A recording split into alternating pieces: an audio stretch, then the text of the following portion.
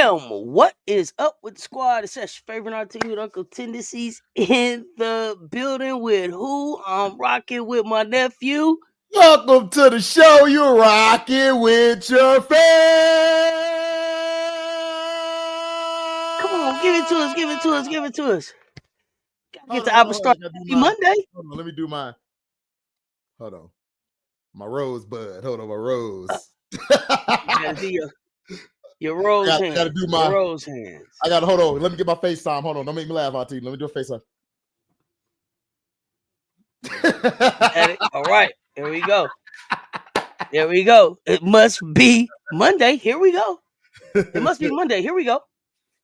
Mario Stewart, what's good? Coach Coleman in the building. Farrell, what's good? Coach Voice Coleman. Whoa.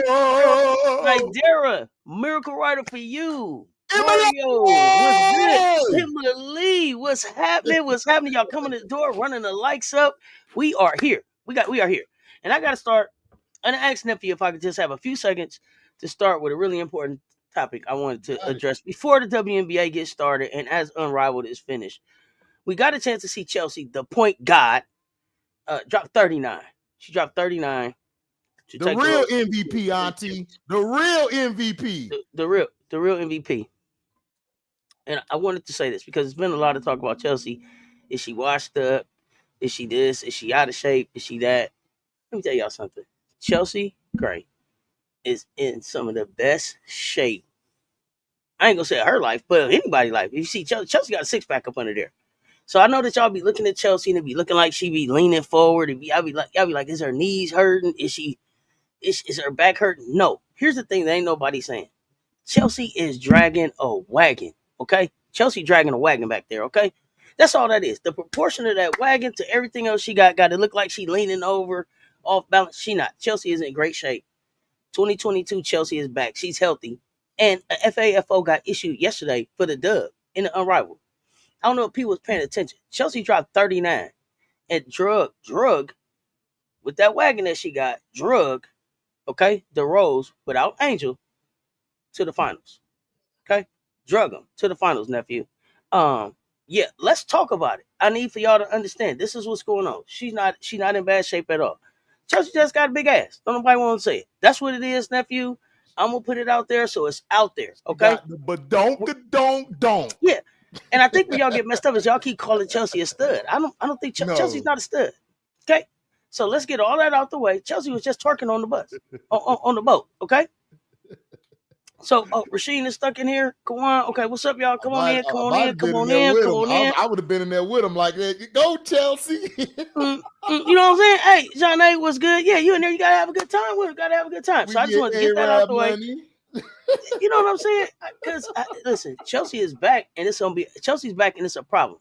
Yeah. Chelsea and Asia, that one too, is still something y'all gonna have to respect. Okay. I wanted to let y'all know that this is what all this has been about. Chelsea and the show that she put on yesterday. Put some respect on her name.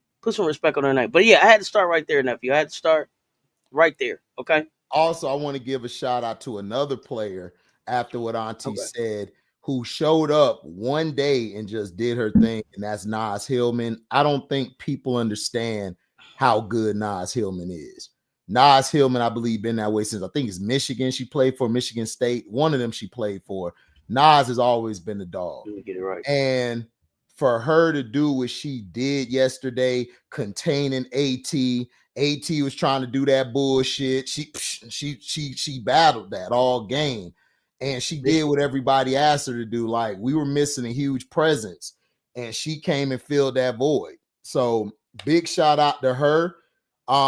Big shout out to Slim. Look, man, Slim has been stepping up when Kai went down, when Angel went down. Slim has been there. She's been the utility player. I do it all. I defend. I play off the ball. I can go to the basket. And her toughness and her feistiness, I think she took Kayla out the game on that jump ball, and she just punched at the ball and everything. And she got into their head psychologically, and she got into Tip Hayes' head. So shout out to Sykes, and because she doesn't get a lot of credit too. Yeah, no, she had an important score down the stretch. She had an important score down the stretch. She did a great job. The resilience from them. Also, I want to give a shout out to one of my favorite players of all time. She didn't win a ring, but she's one of the greatest players I've ever seen at the point position. That is Teaspoon. Shout out to Coach Teaspoon. She showed everybody that she can coach. You see when she has the right veterans, not no Dana, not no Izzy, not no Lizzie.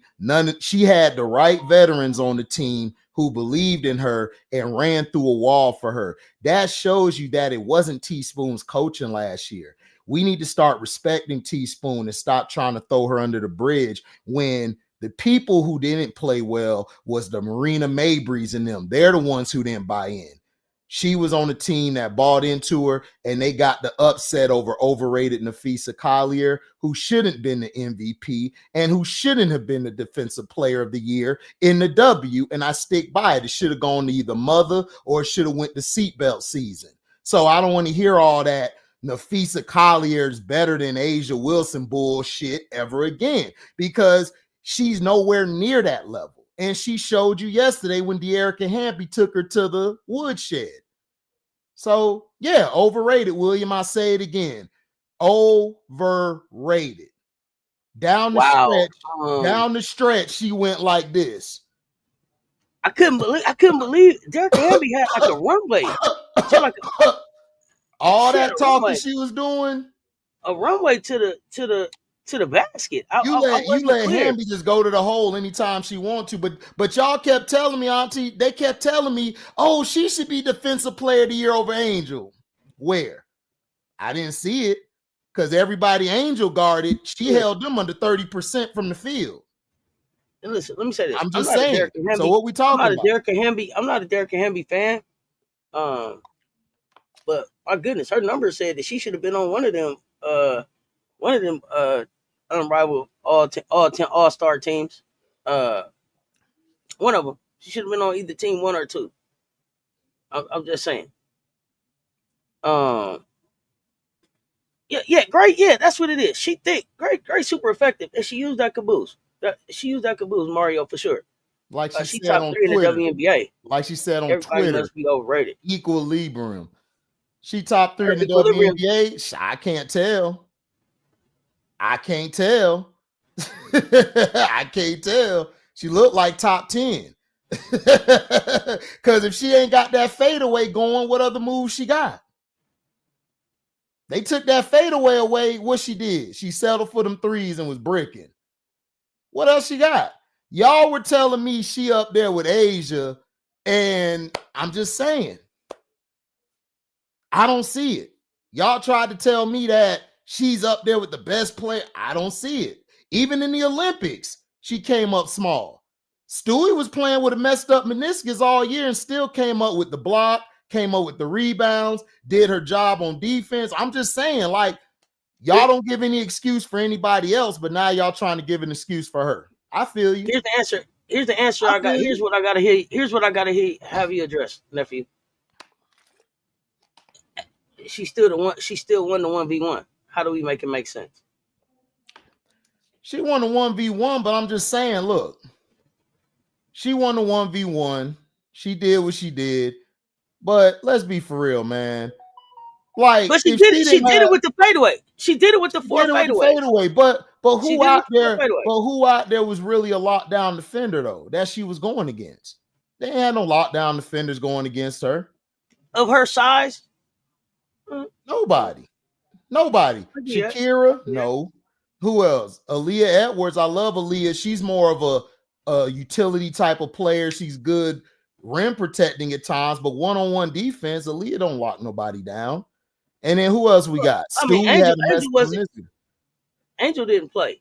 Yeah. So, you said I remember Angel plays her real well, but Angel wasn't in the 1v1. So yeah, Angel had a prior engagement to that. So that's why she didn't go. So I'm just saying, every time I seen her against a defender, somebody who can defend her, like a Stewie defended her, like a Asia defended her, an Angel defended her, she struggles. And then she don't even want none of that paint work. She settle outside from the 3.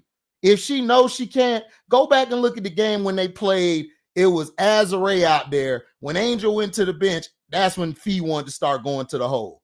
or when she got a switch on a smaller defender, that's when she wanted to do that little fadeaway or go to her shot. But when she's on an Angel or somebody who knows how to size her up, knows how to take away that bullshit she doing, she ain't got nothing else.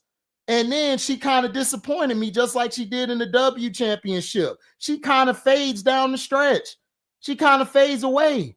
So again, she's good, but for what you guys are putting her on in general, saying that she's on this echelon, I don't think she's on the echelon. She's just a good player. I don't think she's up there with an Asia, a Stewie when Stewie was in her prime, or even hell, even a Fouls, even when Fouls was in her prime. I'm just saying she's good. Give me a top 3 in the league right now. In the league right now, I got Asia, number 1. Does it have to be bigs? It has to be bigs, right? No. Or forward. Anybody. All I asked you for your top 3 in the league. I got Asia. However you put that together. Okay, I got you. I got Asia. She's going number 1. Mm-hmm. I got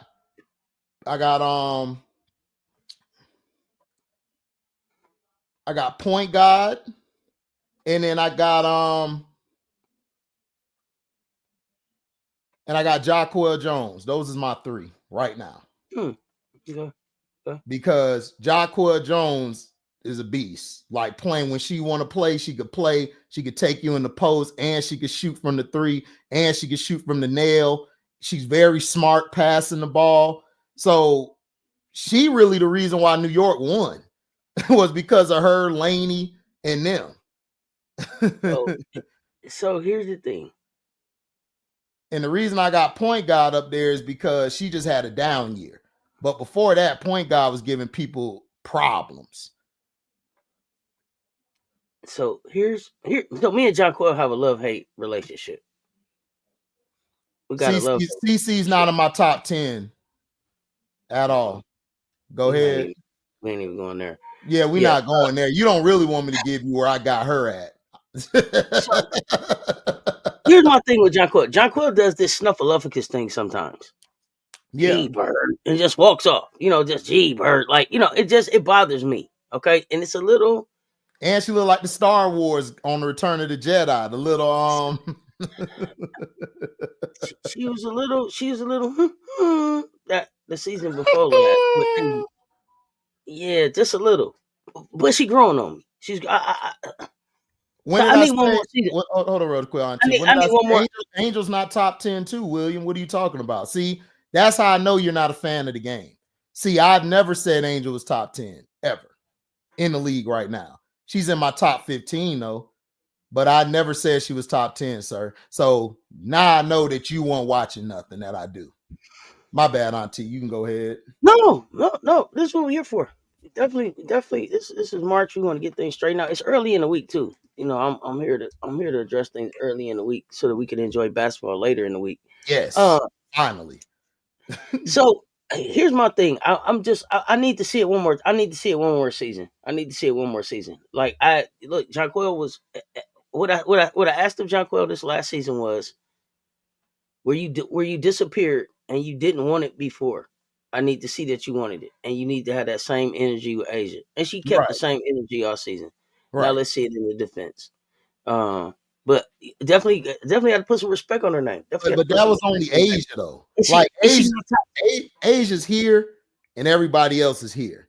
It's like, like she's on top of the world in the other stratosphere, just chilling by herself with her A1s or 2 chips, her 3 MVPs, and just got a cigar and bam right next to her. Like, she's doing big things. So here's the thing. Okay, could we agree, or could we say that Napheesa was the 3rd best player in the league last year? You could say that. I mean, you could say that. Last season, an argument for it, but I'm just saying she had to me, Kayla McBride was a better defender than her, and to me was more important for that team than her a lot of times. Because if it wasn't for her defense on the perimeter and her defense in the games where they needed her the most, and her shots down the stretch, they would have struggled at times. So you could argue that she's 3. Who do you think was more the leader for Minnesota? Napheesa, Kayla. Who do you think was more the leader? I think And I Kayla was think more of the leader. I don't think Napheesa's really the leader. okay. I think Now Napheesa's listen, more of a I'm by an example, but I think Kayla McBride is the vocal leader of the team because when she gets up, okay. she's hyped. She gets everybody together. She's like, yo, let's play. You know, when she turns up, that team turns up. Napheesa's more of a I'm gonna show you guys I'm gonna do this. I'm gonna show you how I do this. I'm gonna show you how I make my basket. I'm gonna show you like the moves I make to get us in position.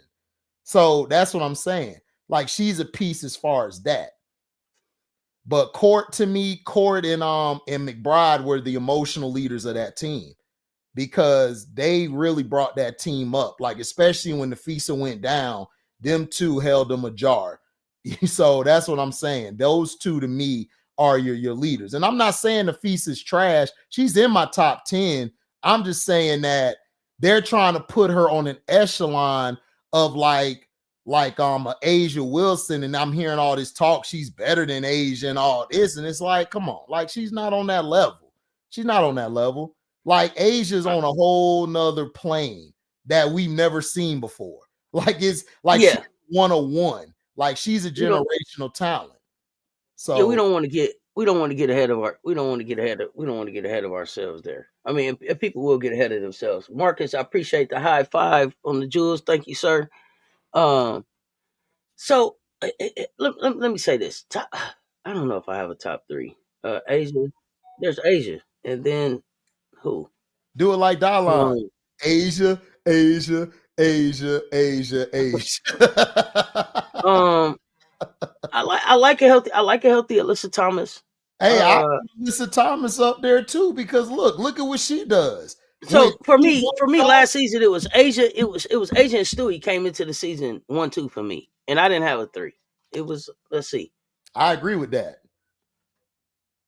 But look at it. Stewie still was good. Stewie did good last year. It's just that in the playoffs, we don't know how long she was dealing with that meniscus because remember we were all saying, man, Stewie don't look right. Like her movements, like coming off of the ball screens, coming off of them flares, cutting back door. Like she just wasn't the same like we saw the Stewie up pass. So I just thought Stewie was busy. I just thought she was busy. I like what you're saying. Well, yeah, I'm an observant person, Auntie. So I look at everything. I look at what you eat because that's how I study players when I play football. Like I'm my opponent. I find out what you eat, find out who you with, who you screw with, who your girl is. I'm diabolical like that. I'm trying to figure out everywhere to get advantage on you. Come on, Inspector Gadget. Come on, hold on. Go Gadget arm. Yeah, he say go Gadget. Look, I'm trying to like, go Gadget arm, bro. Go Gadget eye. He say go Gadget everything. Look, I'm seeing how you step off your left foot, how you step off your right. Like what's the difference? And to me, Stewie, you could tell she had an injury because Stewie kind of digressed as the year went forward. So now that she got that done, we're finna see what's going on now. Now we're gonna see, okay, bet this year she got it done. Let's do it. It's time. It's time doing dirty work. Yeah. Oh, hold on. I'm sorry. I listen. Hold on. Because I'm messing up, and they giving the money, and I got to play the money symbol. Hold on. My goodness, guys.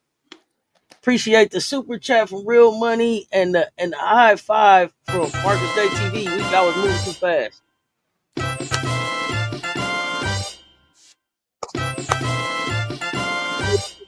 Celebrate around here. Let's go, guys. I appreciate the support, y'all. We appreciate the support. It's Monday. Let's go. Let's get it. Okay, now let's go back. Yeah, not like De Niro in the Casino movie. Yeah, tell him, Alicia. Here y'all go. Here y'all go. They don't know about that, Auntie. They too young. Here y'all go. They don't even know. Listen, and Casino was like, oh my goodness, that's classic. Oh man, I could turn it on today and still be engaged. That's how you know if a movie's a classic. You could turn that thing on today and you still engaged to it. Oh man, you know what I'm saying? Still engaged, man. What's up, Prince? Still a classic. What up? Oh man, I am Zo. What's good? What's good? Oh yeah, man. Classic. So, so we finna wrap up. We finna wrap up Unrivaled. How do you see it ended tonight? I told you, I'm sticking 10 toes down. I told you, I am until the end. No. But I mean, how you see it ending? Who's gonna be high point? Who's gonna score the points? Who's gonna make the winning basket? Is it blowout? Is it close? Listen, what you think? Her mama called the point, and Candace called the guide. So I'm going with the point guide tonight. Okay. The MVP last shot. The point guide. That's what I'm talking about. Okay. I mean, I got the Rose was my teams. Exactly. Support the channels. You got the Rose, but we need Angel. I don't know if Angel playing tonight. No, we got Nas Hillman. We straight. Yeah, and I like what like Chelsea say. Nas rolls different to the basket than Angel. Yeah, and she can take advantage of that. So, and we saw that, but we got point guard. But the Rose and the Miss was my original two teams, so those are the teams I'm going with. So, we shall see how that plays out. But we had something else happen yesterday. Selection Sunday. How did you feel about Selection Sunday? I ain't like it at all. What? To me, UCLA should have never had the top 1 spot. Should have went to South Carolina. SC should have South California should have had 2 or 3. Texas. UNC Southern Cal as a 1 seed. You said they should have been no as a 1 seed, but I thought UCLA. Oh, they should have been the second or the third 1 seed. Right. They should have been the second first round seed. And then I would have put UConn in there over Texas. And here's why I'm doing that, because they had a win against you guys, and they had another win. Man, I'm trying to think. I think they beat another team, but they won their conference. I just didn't like Texas. I thought Texas, they were too busy trying to push that South Carolina win for them. And then because they lost to South California, and they lost to y'all twice, like record number wise. Blowout. We blew them out twice. And UConn, as much as we talk trash about them, they had a better outside conference schedule than Texas. So I'm going with them. So I would have had UCLA and UConn at the 3 and the 4 on 1 seeds. But South California should have been the second, because they beat UCLA twice. Yeah, they won in the Big Ten, but still, they beat y'all twice. So I don't know how they do this. I don't know how they do these these selections. I don't know how they do it, because what I'm looking at here is now here's an interesting one. Where they got Florida State and LSU. They got Florida State and LSU where UCLA is going to be at. Because they went to LSU UCLA matchup. Right, exactly. And then you got, of course, Harvard. Shout out to Harmony Turner. Now you got NC State as the number 2 Dr. T in the building, baby. Listen, I'm rooting for Harmony Turner. I'm a huge Harmony Turner. I'm a Harmony Turner fan. I think Harmony Turner. UCLA over Creighton. HD. You talking about women's or men's, FM? Or you talking about if you're talking about women's, I don't know because Creighton had a good outside schedule too. So, but UCLA won more games, and plus they're going to get the nod because they're in the Big Ten. And the Big Ten as a conference is like a lot better, than the conference they were in. So, but they not They not. I don't like UCLA. I just think they got lucky at the end. But they But in the I'm Big not Ten sold. though. They in the Big Ten. Hold on, let me give them up. Oh, was that second Big Ten? Miss D over here spreading the love. Thank you, Miss D. Thank you, Miss D. Appreciate the love, fam. So listen. It usually go 3 times, but streaming. Yeah, my fault. I F that up. It's all good. It's all good. It's all good. It's all the love. It's Monday. It's all love. So check this out. Yeah, I F that up. Okay. Let's talk about it. Let's talk about it. Let's talk about it. Where did you want them ranked? Who that you talking about? The ones that I said? Yes, yes. Yeah, I said who's your number one overall? South Carolina should have been number 1 overall. They should have been in Spokane, number 1 overall. Number 2 in Birmingham as the number 1 should have been USC, which is Southern Cal. And then down here in Spokane, I would have put UCLA, and in Birmingham, I would have put UConn. So here's the thing: I wouldn't have. So we didn't want to go to Spokane. We didn't want to go. We didn't want to go to Spokane, Washington. Okay. We'd rather take the trip. We'd rather take the $4 the 4 or 5 hour trip to Birmingham. Right. So we okay. For that part. The number 1 overall though, we did everything that they asked us to do to be the number 1. Though, as far as that. So as far as earned it, yes. But if it meant going to Spokane, I'm glad we did. If that makes sense. Okay. What I didn't like was the reason that they gave for it. That's what I didn't like. I didn't like that either. It was a BS reason.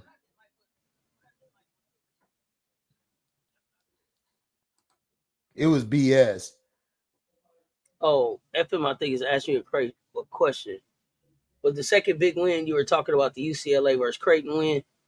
Was that their second big win? I think so, FM, but I wasn't impressed with that win.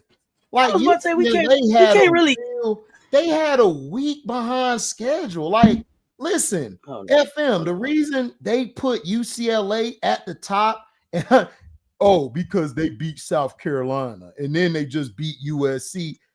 Like, that was so early in the year, and South Carolina has been way more impressive. Even with the 3 losses, they've been more impressive. So, what are we talking about? Like, that's my only issue. I'm with Auntie Cess. I don't like the reasoning that they're giving for, why we got you at number 1. Like, to me, if you're going to put somebody there, I would have been fine with either Southern Cal or South Carolina.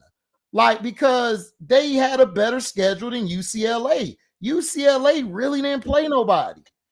They really didn't. And they've been kind of fraudulent. And then plus, we still not sold on Lauren Betts. We not. Like, if that, to me, that team goes where Kiki Rice go. If Kiki Rice is having a great game, that team's going to win. If Kiki Rice ain't having a good game when it's facilitating or scoring, they're going to suffer, because down the stretch, they don't be going to Lauren Betts like that. I don't think they trust her like that. Because we've noticed in the games where they were supposed to give it to her down the stretch, man, they ain't even give it to her. Okay, nephew, here's the thing. When I'm looking at their non-conference, Louisville, Colgate, Pepperdine, Arkansas, South Carolina, UT Martin, Fresno State, Hawaii, Washington, Long Beach State, Cal Poly, Creighton.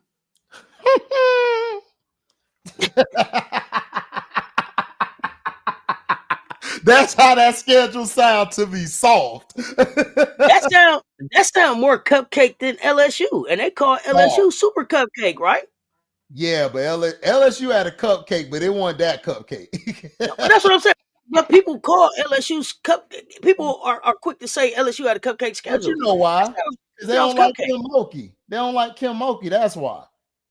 But they're not gonna point out UCLA because UCLA is who all the so-called other folk went to. Because now the other girl gone, so now they got to find somebody else to run to, and that's the team they ran to. Because they got all the pretty light-skinned girls over there. I don't know. I don't know why they would lock in Spokane for the number 1 overall. SC strength of schedule. I don't see. Didn't have to. Yeah, we don't want FM Marshall. we go across country. We straight on that. Putting LSU number 1 overall, and I'm an LSU fan.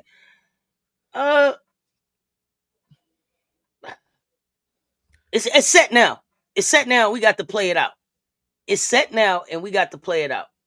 So, how do you see it playing out? How do you see it playing out?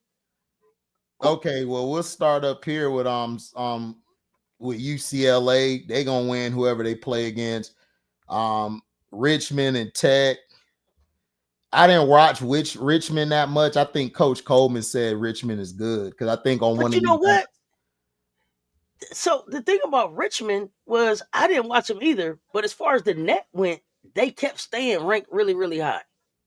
They kept staying high. Plus, I'm not sold on Georgia Tech. I think they could beat Georgia Tech first round because Georgia Tech, one of them teams.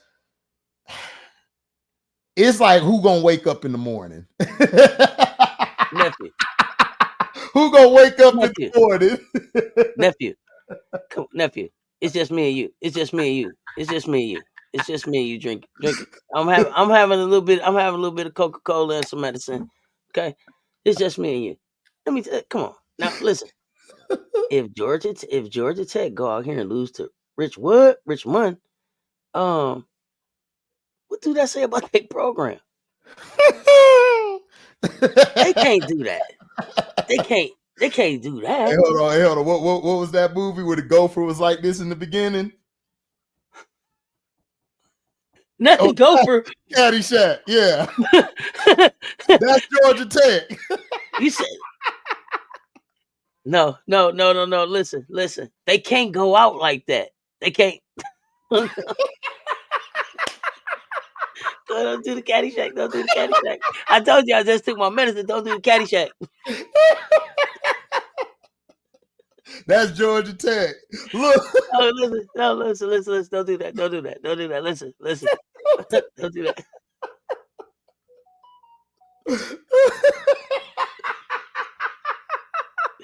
I told you I just took my medicine. Why you acting up? Man, because I just don't like Georgia Tech because they made me upset. Okay, wait. Do it one more time. Let me see. Let me do it one more time. That's the gopher. That's the gopher. I was a kid. I was on the floor crying like, what is this?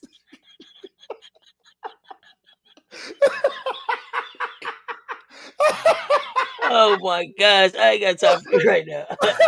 I'm not fooling around with you today. Oh, good to see. Oh man. I come up here to be good. And you well, I'm the wrong host for that because I ain't gonna be. Oh goodness gracious! Now my cheeks hurting and everything. My cheeks hurting and everything already. I ain't got time. I ain't got time for him today, y'all. I ain't got time for him today. Okay. Oh, the Caddyshack gopher. That's Georgia Tech. Like you don't know who you gonna get. You don't know if you're gonna get You don't know if you're gonna get Chevy Chase or the Gopher. You don't know which one you gonna get. Oh man, I just don't trust them. Like they started so great early on, and then they just went just down. Bro, I just don't trust Tech. If y'all don't know what we talking about, hold on. I don't know if I can show it on the screen for y'all can see it good enough. Hold on. If y'all ain't never look, the Caddyshack. Y'all don't know the Gopher. Look, y'all know him. Y'all know the. Oh man, y'all don't know the Caddyshack Gopher. Nadira said I'm falling out. Yeah, there you go. Bill Murray tried to hurt that gopher all.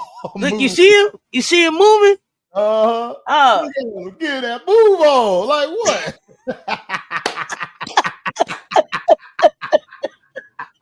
what? Hey, I ain't got I'm That's not fooling Georgia with Tech. you.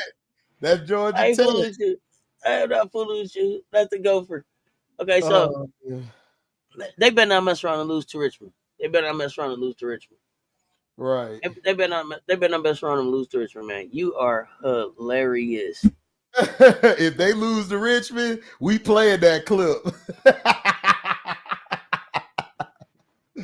We are playing that clip. Oh You my know what I'm goodness. saying? But UCLA is they're gonna get through that. Now the team I see, because let's say, Here we okay, they're go. gonna get past Richmond and whoever out of that one. So I already got them already advancing there. So now you got Ole Miss, Ball State, Baylor, and Grand Canyon. Ole Miss don't have enough offense to me. So UCLA is gonna win that part. They're gonna win that part. And then they're gonna play Sure. who's ever in the bottom. You got Florida State, LSU, Michigan State, NC State, and Vermont. Out of that part, Auntie, I got either Harvard for the upsets, or I got NC State getting there, because I don't really see LSU now, unless Flau'jae goes off and like her and Michaela say, you know what, we finna put y'all on our back. We don't have nobody. Then I could see them getting there. It's gonna be out of them. It's gonna be out of them, Harvard and NC State. It's gonna be out them three teams. Oh yeah, they are. Oh, LSU finna get to work. LSU gonna play awesome. So LSU. Okay. So it'll be LSU and UCLA. I listened to Kim talk yesterday. Okay, yeah, they ready to play basketball. Okay, that's all I need to hear then.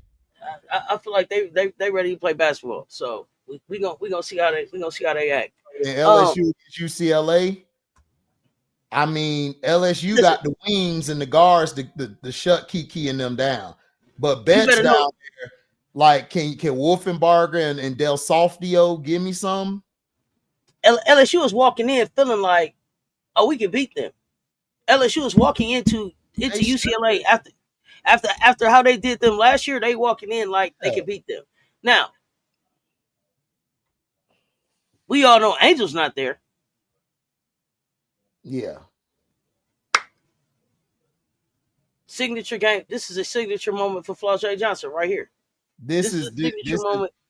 If Flau'jae balls out in this tournament and gets past UCLA, Flau'jae's a top 2, top 3 pick in this year's draft.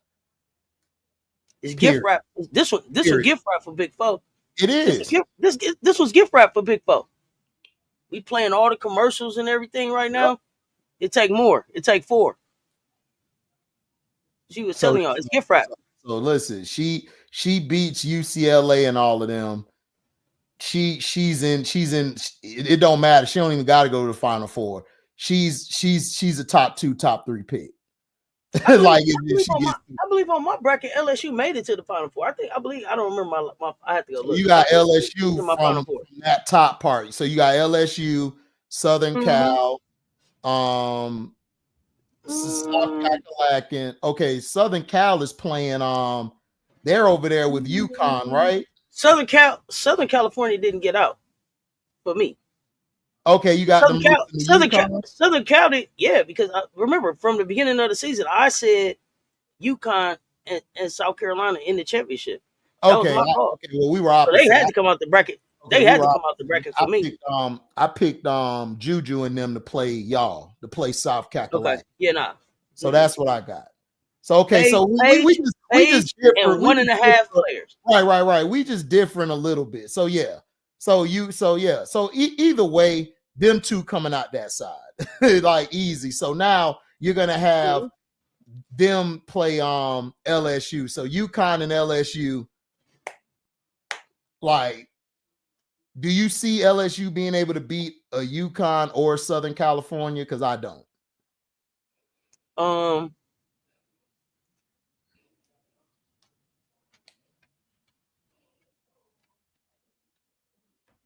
Maybe. So here's the thing about LSU and then those two teams. LSU's core 3 will be going up against Southern California's Court 3. Right.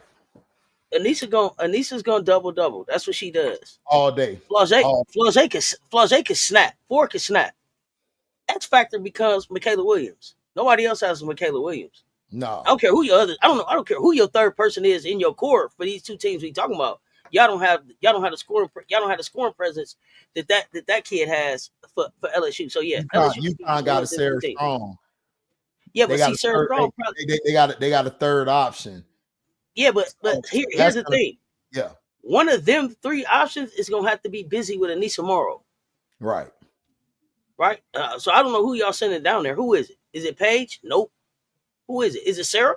It's gonna be Sarah and Aneesa. They're gonna need Sarah to play big. Because if Sarah don't play big and dominate down there, they lose. Like they're gonna lose. Because if you look at the wings, you know, they also got that kid off the bench, Shepard, and they got another one named, I think, Richard. It's not Richard, but it's Richard, like I think French or something. So you got them 2, and then you got Poa still, which are some defenders, you could throw their way. They not getting up. So they just go sit on this. They not getting up. So Kim go play everybody 38 minutes. Flau'jae set out the whole tournament so that she can play. Yeah, she playing 40 minutes. So she better get ready. Her and Nisa ain't got nothing else to lose. She's gonna play 40 minutes. Michaela Williams is gonna play 40 minutes. Now, who earned themselves some time is that Miracle Shepard. Yeah, that's what I'm saying. She earned some time. I like her. I wanted to see Richard play this year, but I don't know if she earned any time. Here's the thing that I think Day Wilson. She's not putting Day Wilson, I think, over Richard, because remember, she brought Day Wilson in from transfer and she talked her into coming. So, but I think you bring Richard in there with Gilbert, because you're gonna start Day Wilson with Flaw and Michaela. Because Michaela played the 2 or the wing, or it really don't matter. Both her and Flau'jae could play either one. And then you got Nisa and you got Samaya, or they call her Jersey. So you got her out there. So here's the thing I'll say. Here's the things I'll say about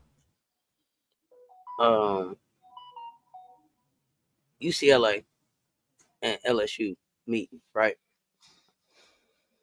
Or no, USC and LSU meeting.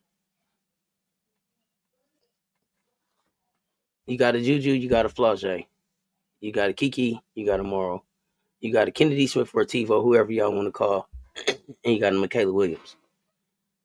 You can go all the way down. At the end of the day, you got a what's her name? Gottlieb, and you got a Moki. I got Moki every time. Now we talking about experience. Yeah. Flau'jae knows how to go win a national championship because she did it as a freshman. Yeah. You go see what everybody else know how to do. They know how to go deep in the playoffs. This is what all this is about. The experience of it all. The lights, camera, action of it all. Kim Mulkey, Gino, masterpiece. Popcorn out. Get your popcorn out. Yeah. Gino. Get popcorn Gino. out. That's the only reason why I would say UConn would edge them out, is because you can't go against Gino. Like, Gino is such, because people forget Gino had to have his battles with Pat Summitt.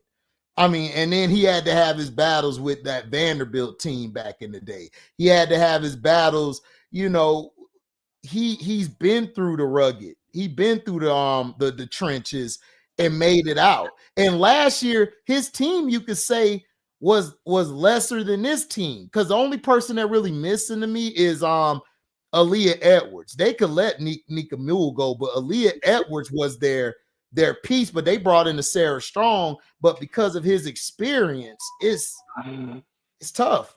It's gonna be tough. I know they call them Huskies, but who got more dogs? Out of who? LSU and UConn. Can I say who got bigger puppies? Yeah, or dogs? I don't. I don't think It could be I don't somebody. think It could be a kennel. I It don't could be a think both kennel of teams poodles. had any dog. I just think they have Okay. really Let me ask, is Michaela Williams a dog? she's a good player. Great Okay. to potentially be great. She could potentially be great, but she's a good player. Okay. Is Flage a dog? No. You don't think Flage is a dog? Okay. No. Why not? Because I don't see her leading the team. I don't see them rallying around her when it matters. Like games I saw them, like even that last second shot she hit that one game to win it. I think it was against Vanderbilt. Remember, we all watched that. They really weren't following her. It's like, to me, it's a leader by what do you call it? It's like a designated leader. Like each game, like whoever got the hot hand, okay, we're gonna follow that person. Whereas I look at you guys, y'all leader is Raven Johnson. Like it don't matter. Like it don't matter about you got Fagan, you got your leader's Raven Johnson. Even when you guys lose, your team is Raven Johnson. I know we know. Yeah. but they don't. They don't. If you watch the games, they only go by whoever is hot at that time. Okay. Is Paige Becker's a dog? Paige is a great player. Sarah Strong, dog? Potentially, she could have. Potentially. I still got to see her in certain games with other bigs, but she potentially could have it because she's like her mom, Feaster. I don't see that Feaster in her yet, but it could fester as she gets older. It could fester into a feaster. Okay, right. Right. We here. It could fester into a feaster. I'm with you. I see what you did there. Yeah. I see what you did there. Okay, so is Fudd a dog? Fudd's a generational great player. So you don't see any dogs in this matchup. Okay. I don't see any dogs in this matchup. Okay. Wow. Okay. It's gonna be interesting. Very good. Because you could be a great player, Auntie, but you ain't got no dog, but you're just that great. You just overcome things. And listen, here's the thing. And I know that y'all saying like UConn is deeper. They are. UConn got more skilled players. UConn is deep. They do. Yeah. They do. But now in March, who won it? Who won it? Who won it? That's my thing. Who wants it? And who's gonna go get it? Right. We gonna find out. We gonna find out. And I see you saying generational gets thrown around. I see. So here's the thing. Here's what I decided. There are generational players, and there are let me say this. There are generational talents, and then there are players who have an opportunity at generational wealth. There are two different things. You can have an opportunity at generational wealth and not be a generational talent, depending on how you play your NIL and work your money, right? And so there are players out here who have a brand built and a skill set that will allow them to make generational wealth, but they're not generational talents, right? There's generational talents out here. Generational talent. Yeah, but if AZ don't have them injuries, dog, she's number one in the draft. Nobody can shoot like AZ. You think she would be number one? You think she would be number one in this draft? Yes, if she never had here's the thing. Injuries, nobody can shoot like her. Like she's but the shooting make you generational. Yes. The shooting make you can be generational just by being an offensive player. Yes, Larry Bird, generational shooter. Reggie Miller, generational shooter. Steph Curry, generational shooter. They're generational. Like there's generational shooter and generational player, two different things. She's a generational shooter. Yeah, she's a shooter. You can be there's people who shoot, but there's people who got to practice. They got to change their mechanics. AZ wake up out the womb and she's shooting from deep. I ain't seen nobody shoot like AZ in a long time. So I'm sorry. Okay, but here's the thing. Like, okay, like, and you said Larry Bird. Larry Bird, great shooter, but I feel like Larry Bird was an all-around basketball player. Like Larry Bird was a No, he was hooper, right? all around. He's a generational talent, but I'm just saying, Larry Bird can walk up. He don't have to warm up. He don't have to do none of that, and he gonna outshoot you. He gonna shoot your lights out. Steph Curry, Steph That's Curry how can hard do he the working. same thing. So I'm just saying, like, That's how hard they work at their craft for sure. It's a difference. No, Fud's way better than Kyle Korver, sir. No, Kyle Korver was overrated. He was average. He wasn't that good shooting. He was only good shooting if he played with like 2 or 3 superstars next to him. Kyle overrated. Yes, overrated. Kyle Korver? AZ Fudd is way above Kyle Korver. That's stop. Oh. I've watched Kyle Korver since college when he played with Philly. No. He's not that guy like that. And then where was he? Where was he in the championship games with LeBron and them? He choked. So it's like, what are we talking about? Yeah, I don't know. I think it's just players out here that is gonna make generational wealth, but they're not generational talents. Some of these players y'all calling generational, I think it's more about the amount of money that they'll be able to make with their brand than it is about their skill set. But I you know, it's so subjective. Well, Tulip, I didn't say she was a perimeter defender. I said shooter. See, y'all are dumb. I'm going to tell you you're dumb because you're not listening to what I'm saying. Like if I tell Auntie Cess, yo, here's $5. I didn't tell her how the $5 is coming to her. I just said, here's $5. I could have gave it to her Cash App. I could have gave it to her Zelle. I could have gave it to her hand to hand. So I'm talking shooting.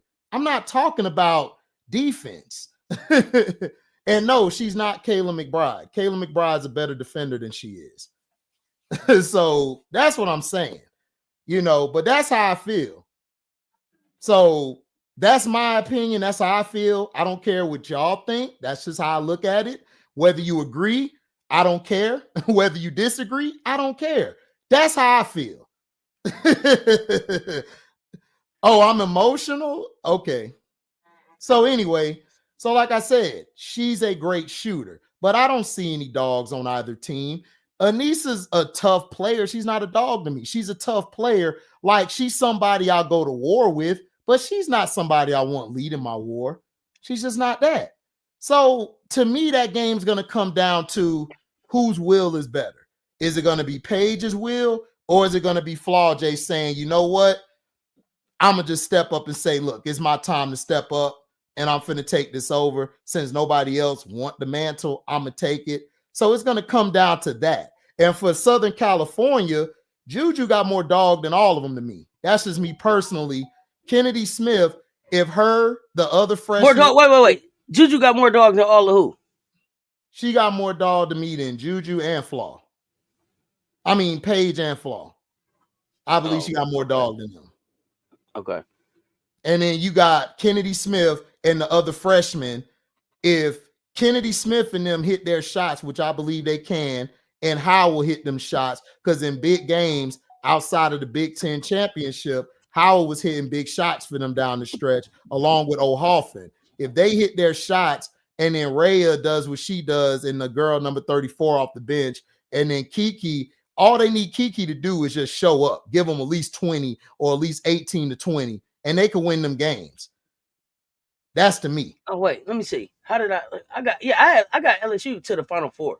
I got LSU to the Final you got UConn beating South Carolina. I mean, not South Carolina, South California, and they're going to be playing LSU in the Final Four. That's how you got it. Yeah. Right? Yeah. That's how you got it, right? Yeah. Yeah. So, like I said, if UConn or Southern Cal win that, I have no issue. But I think Southern Cal going to win that because I think the supporting cast is going to step up, and I think Juju going to close the deal and get them to the Final Four. That's me. And then they're going to beat whoever comes from that UCLA LSU bracket. They're going to play y'all, and we're going to see who the real SC is. That's all I want. SC versus SC.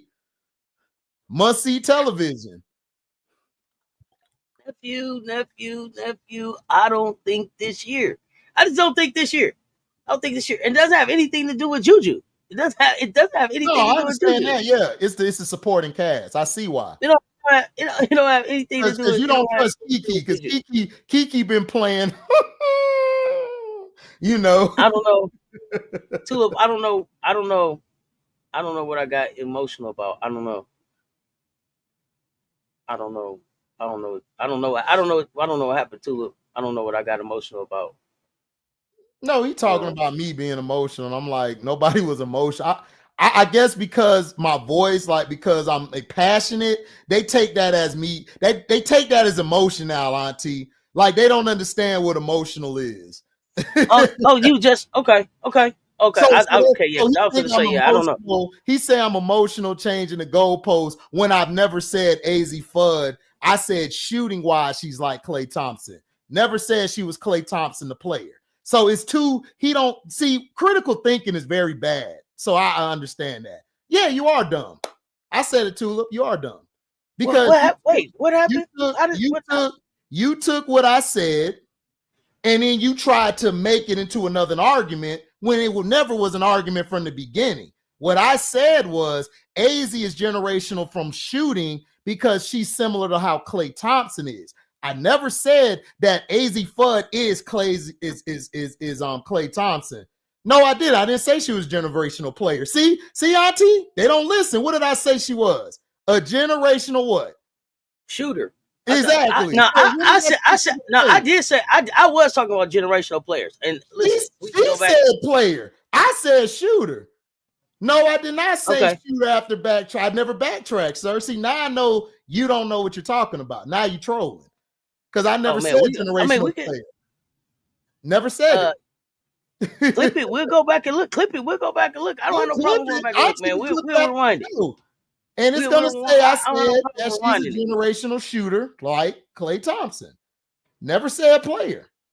Okay. Nobody backtracking.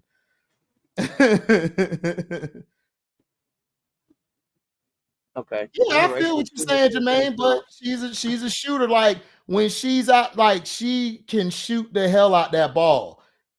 Even when she was in high school, she could shoot the hell out the ball. Like it was different. You haven't seen anybody like that in a while who just walks in and just letting it fly from everywhere like that. Okay, let me ask you this.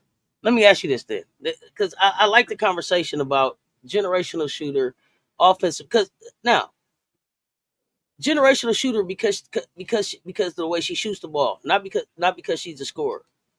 How Yeah, because about how she shoots the how ball. about so? And then we said you could be a generational offensive player. Yeah, Is absolutely. Keomi McMiller a generational offensive player? Yes. Wow, really? Because the Okay. way that she scores, the way she can handle the ball, we haven't really seen that probably since I say Kennedy. Like the way she does the things she does. The only difference is Kennedy's had more rub off effect.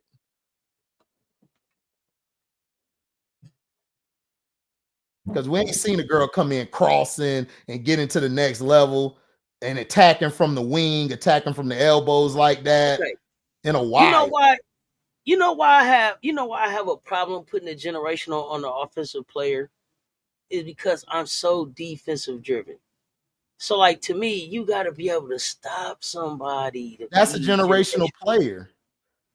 And I may just be old school. I just may be old school. I No, just may be. if you're a generational player, then you're great on both sides of the ball. Like you're unique. There's nobody who can like even top what you're doing. Like Mhm. Tony, like then you got a generational player who's a defensive player, which they do things that changes the whole game, changes the whole outcome of the game. Like they make plays that are just that a normal person like a Dejanay or Angel Reese, those are generational that we've never seen generational defenders like who can change the game and can lock down the best offensive players or player and hold them under their percentages. That's how I look at it. Because you could go get a regular defender and they'll just guard somebody, but they're not shutting them down. They're just there just to be in their face, in their way. So that's how I look at it. All right, so let's have a talk. let's have a talk about generational, because I see Tulip is saying that Juju's the only generational player in college basketball. I would disagree with That's that. not true. That's My disagree. legend Fuwali is for sure Generation. Yes. generational talent. Player. Yes. Talent. But Yeah. every once in a while, and then you say they only come along every once in a while, one at a time, right? Have we seen another Tony Allen after he left in the NBA? I haven't seen it. No, From the but defensive okay. standpoint, I haven't seen it. Was Allen Iverson generational? Yes. Was Kobe Bryant generational? Yes. Was Ray Allen generational? Ray Allen was a great player, but not generational. Was he a generational shooter?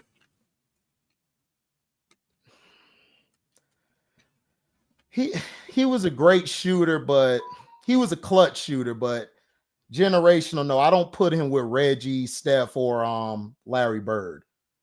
Okay. Well, I asked all of that to say, because in the chat they're saying generational only comes around one at a time, once a decade. But I just gave you 3 generational players in one draft. And so what I say, and I say that to say that as sports evolves, right, and we see players be able to grow up and be pros, right, and have the best tools and resources, you have generational drafts come around every once in a while. And 2027 is going to be a generational draft Yes. for the WNBA. Yes. And it's going to be a draft that includes Juju and Lay and Hannah. And who else is generational in that draft, right? Hear me out. Because y'all telling me they only come one at a time and every 10 years. But I just gave you a draft, 1996, where it was 3 of them in one draft. Because they come like that every once in a while. Okay? Because we come like that. Look at 1984. You had Akeem Olajuwon, Michael Jordan, Charles Barkley. Those generational talents and players. So it's like, I don't get what people say, oh, we're using generational too liberally. No, we're not. You're just listening to idiots who don't know what is and what's not. That's all. Because I've been listening to them too. They're only up there to push an agenda and tell you who they think is generational, instead of you actually going to do your research and watch these games. A lot of people just watch highlights or they watch clips of games. So that's all I'm saying. So you have different type of players that are generational. So you can't just say, oh, Juju's the only generational. No, she's not. Hannah Hidalgo, what other 5'6" player you seen doing what Hannah does on both sides of the floor?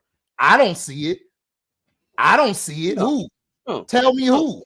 I don't see it. Yeah.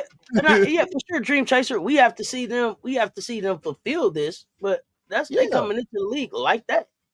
We came in looking for Allen and Kobe and them to change the league. Right. You think JJ Redick was a generational shooter in college? I don't. JJ Redick was just a good shooter in college. I don't see generational.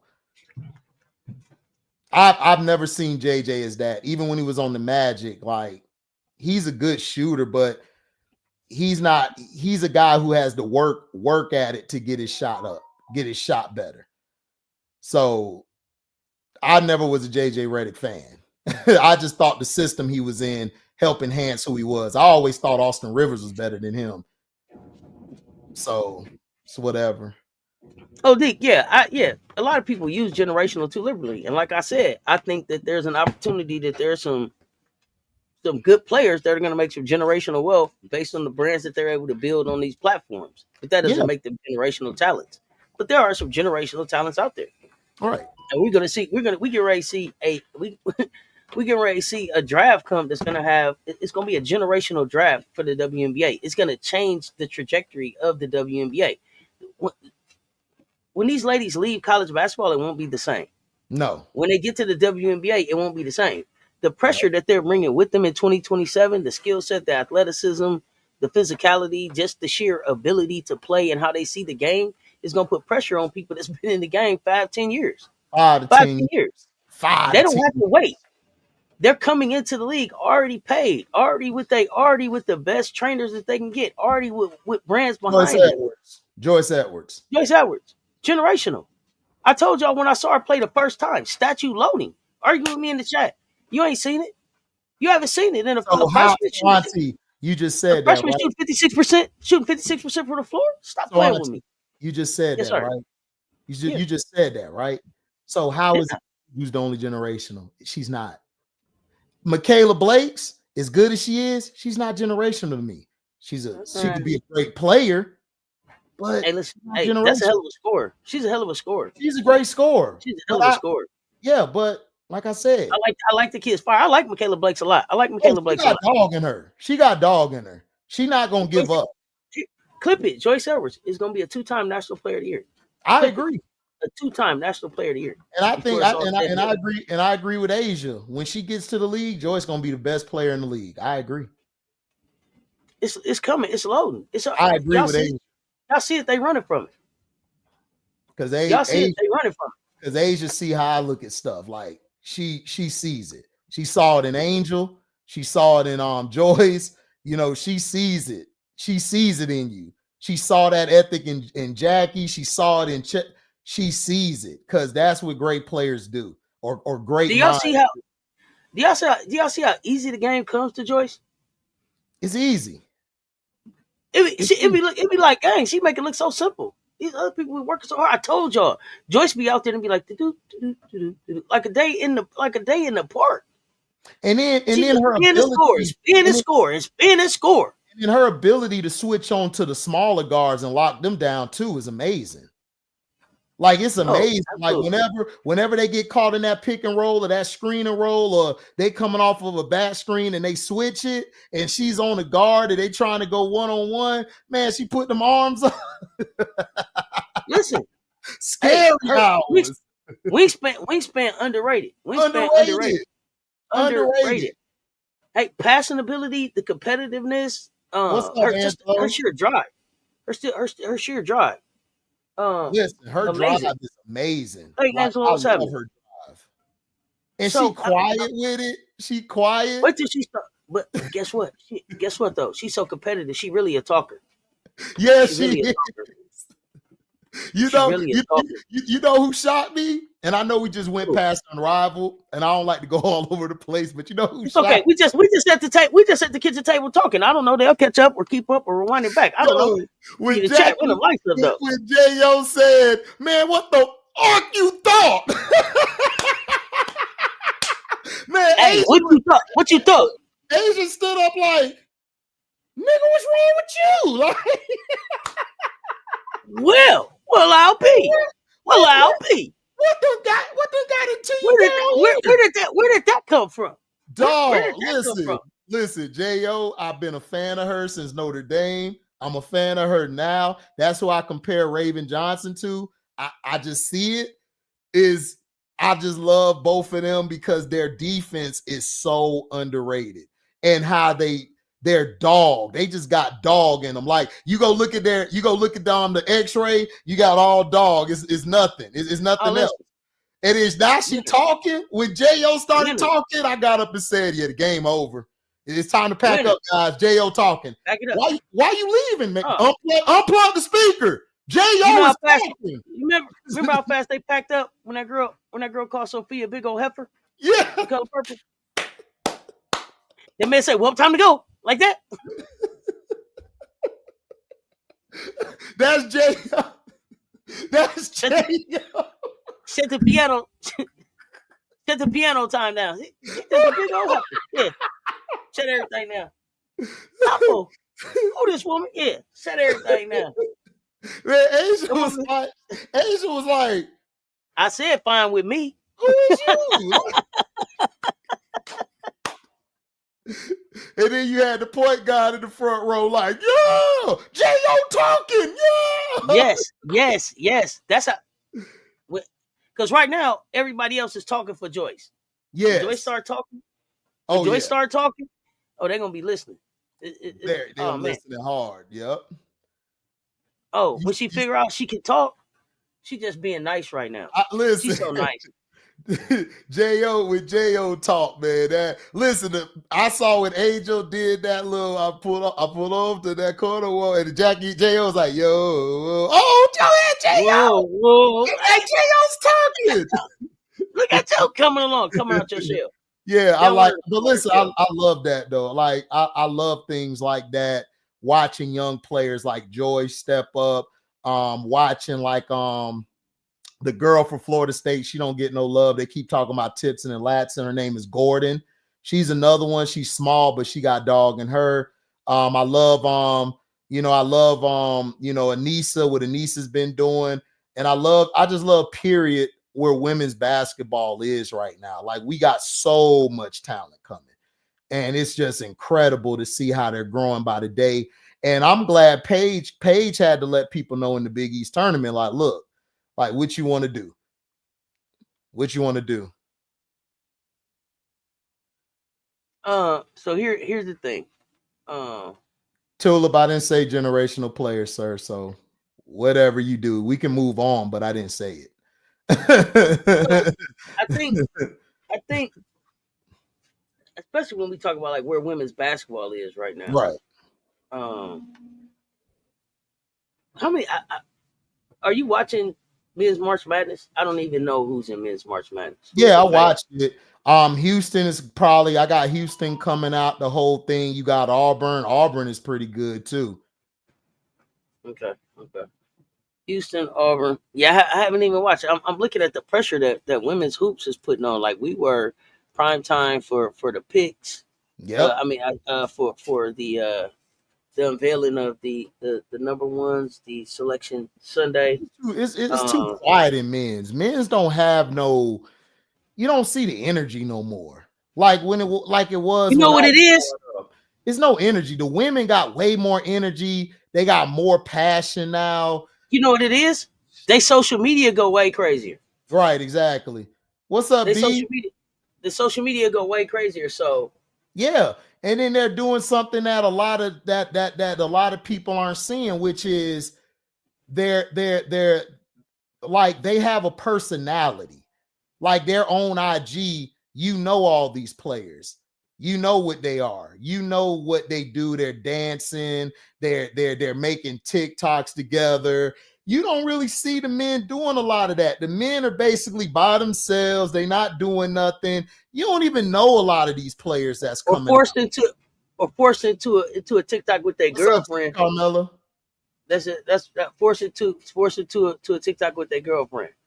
Yeah. So it's Cooper like Flag, biggest thing in men's college basketball. I keep hearing the name, but it ain't calling me to the TV though. Yeah, but Cooper Flag, listen, like, let's be honest. If it weren't for the tone he got, man, nobody be talking about Flag. He's good, but he's not on that level like that. He'll be solid as a role player next level, but I'm not seeing superstar.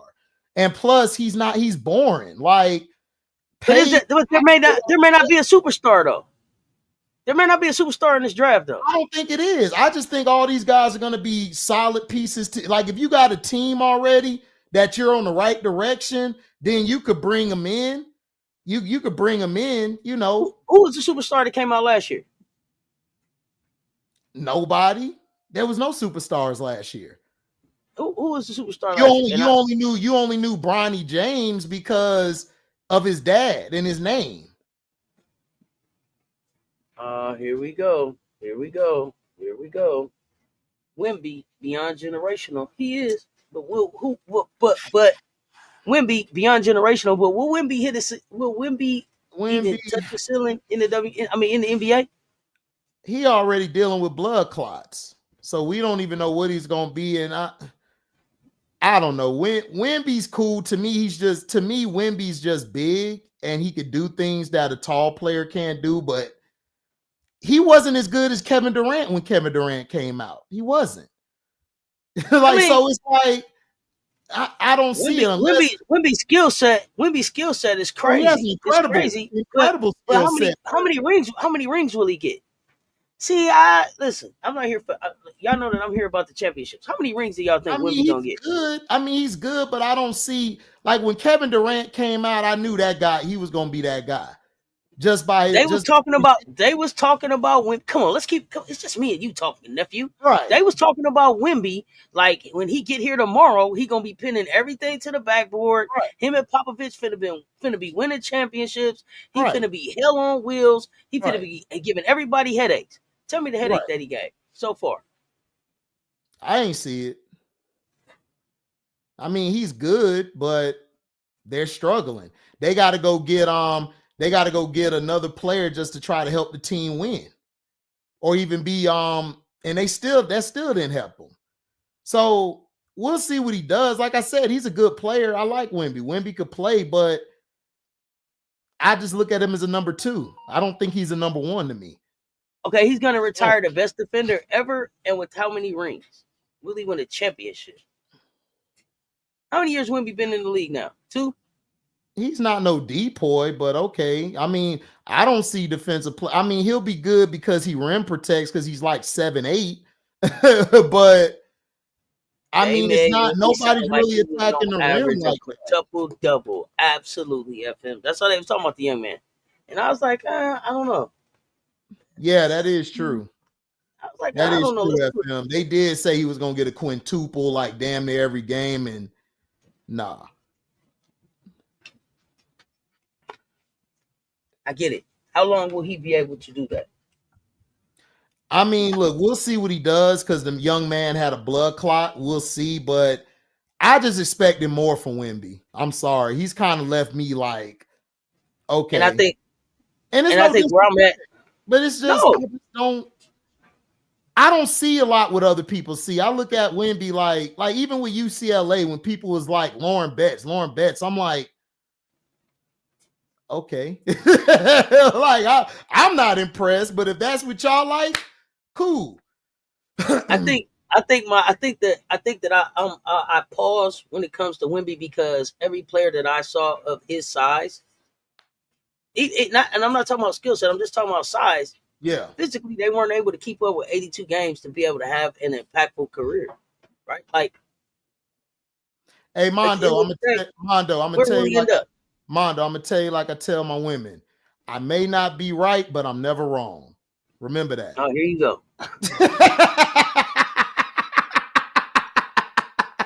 You told the wrong guy that shit. You just told the wrong guy that shit. Goodness gracious. Yeah, you see? Yeah, because he laughed back at it. See, no, I don't know. You told the wrong guy that. That's what I said, Mondo. Me and Mondo here. Like, listen, I'm gonna tell you like I tell my women. I may not be right, but I'm never wrong. And then they come back 5 days later, Mondo, we bad loving again. It's cool.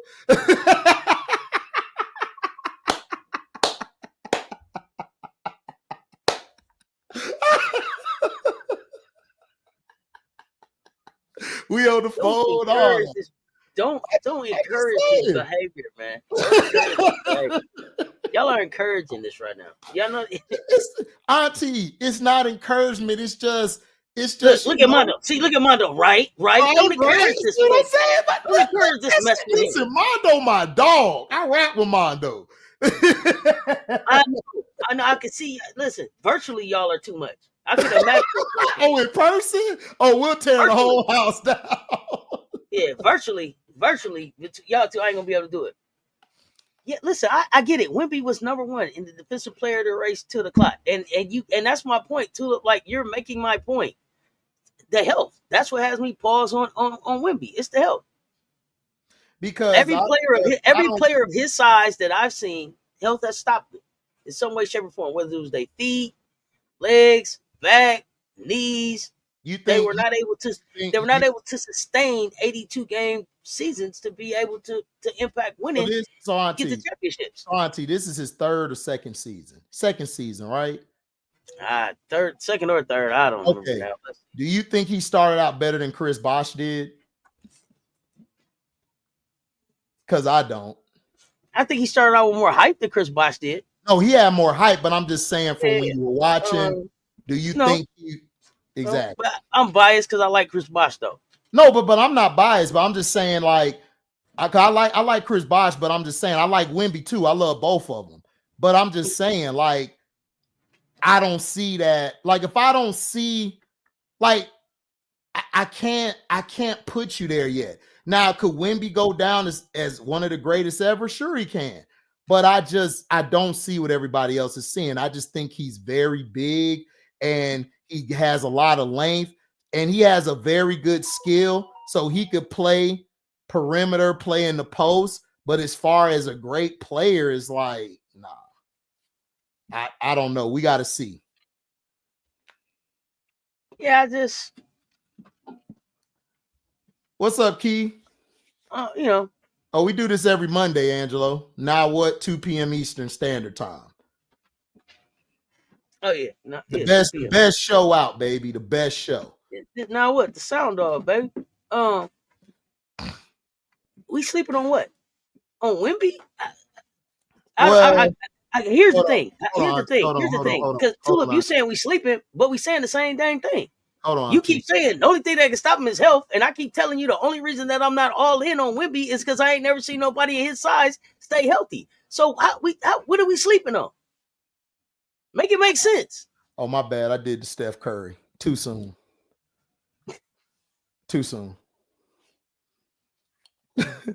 I mean, we're not disrespecting him. I'm not. We're just not invested in him like y'all are.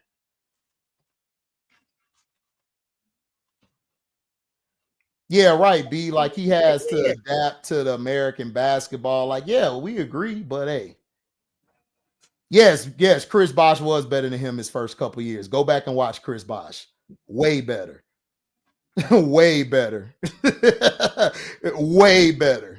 And I think when we're talking about way better, we're talking about ability to impact winning. Yes. Right? Versus not skill set. We're not questioning skill set. He got skill. He's nice. Skill set goes nice. Crazy. It's not skill set. We're not talking about skill set. We're not talking about skill set. Rookie of the year, second in defensive player of the year, first season. Yeah, but there was nobody in his draft though. Like, Chris Bosh came out with a legendary draft. You had Melo, you had LeBron, you had D Wade. Like, Wemby came out in a mediocre draft. He was just in the Y'all mean with the injuries? They saying Gracie Merkel to the portal. Let's go, Gracie. That's cool. He was in the gold medal game. He was just in the gold medal game. What did he do in the gold medal game? He lost though. So what are we talking about? Yeah, he was in the gold medal game. I mean, that's cool, Tulip. I'm not a stats guy, so okay. I mean, look, I don't know what. I'm gonna say, like I tell everybody, I'm not sold on him yet. He's good. He's a good player. I said, you got to show me. He got to show me. He's a good player, though. I give him that. He got a great skill set, but we'll see. I'm just not sold on him. You guys remind me of the people who see a jumping monkey who can do all of this stuff and then hold himself up with one finger, and y'all like, that's impressive. It's like, okay. Well, I didn't like Chet either, T. Carmella, because Jalen Suggs was Suggs and the other guy that was balling for them.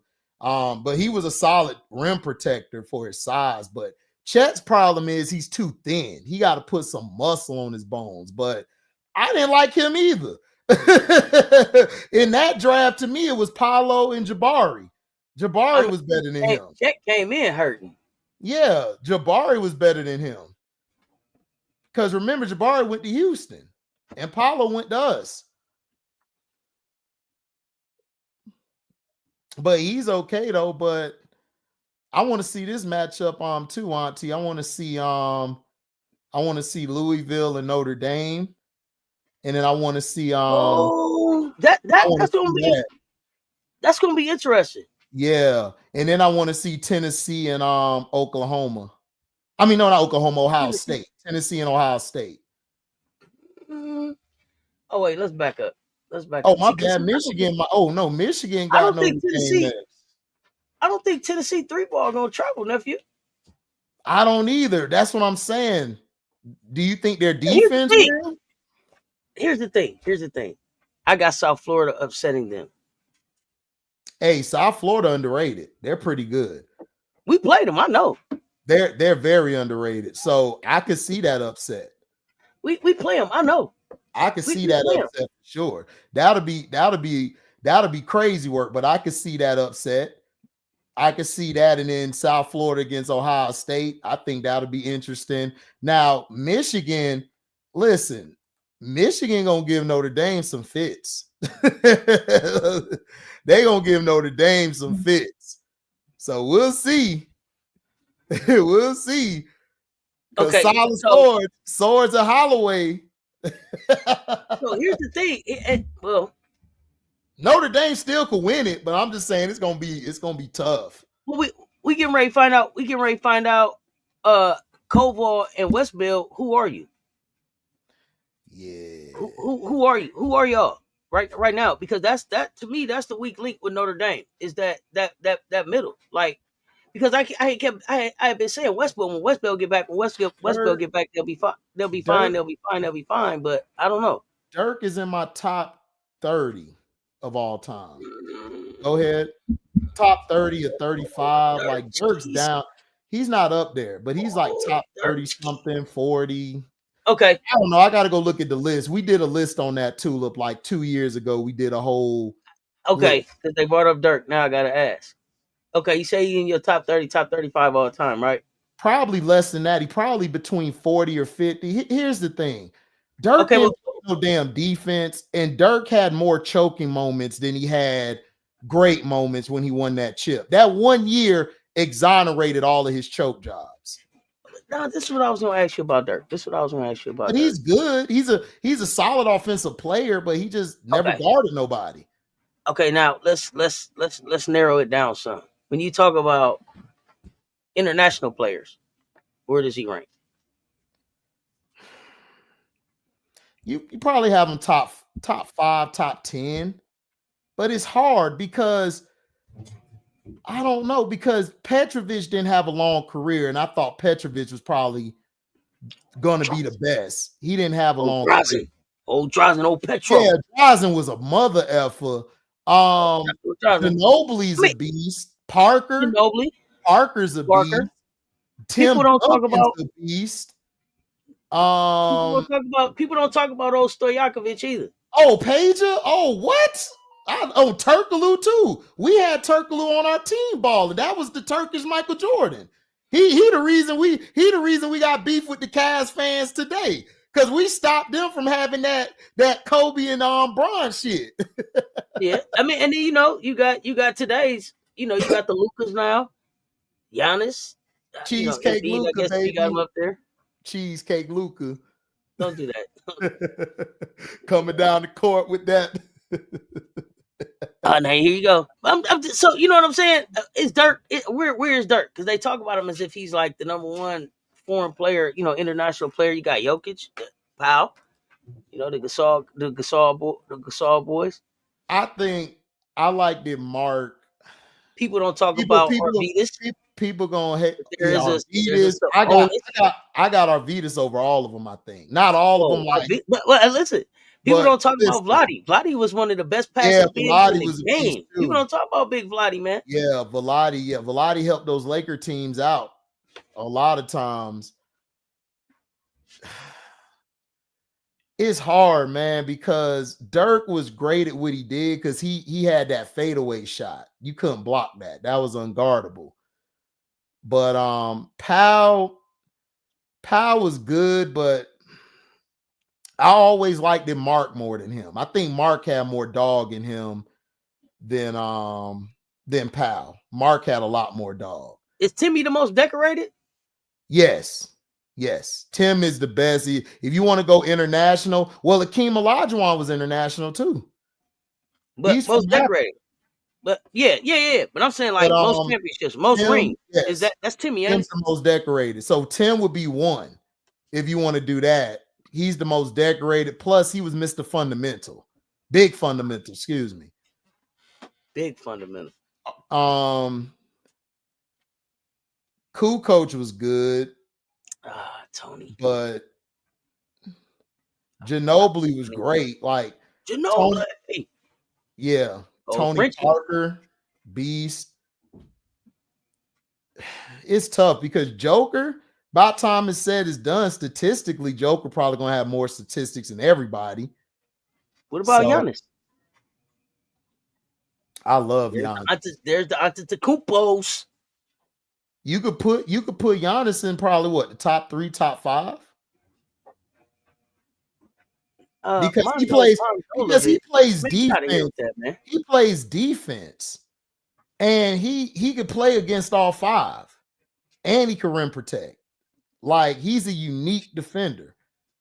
So I don't know, man. I'm gonna have to sit down because it's a lot of international players. It's a lot. Like, it's hard to put Dirk in the top 4 or 5 because, man, Dirk has some choke jobs.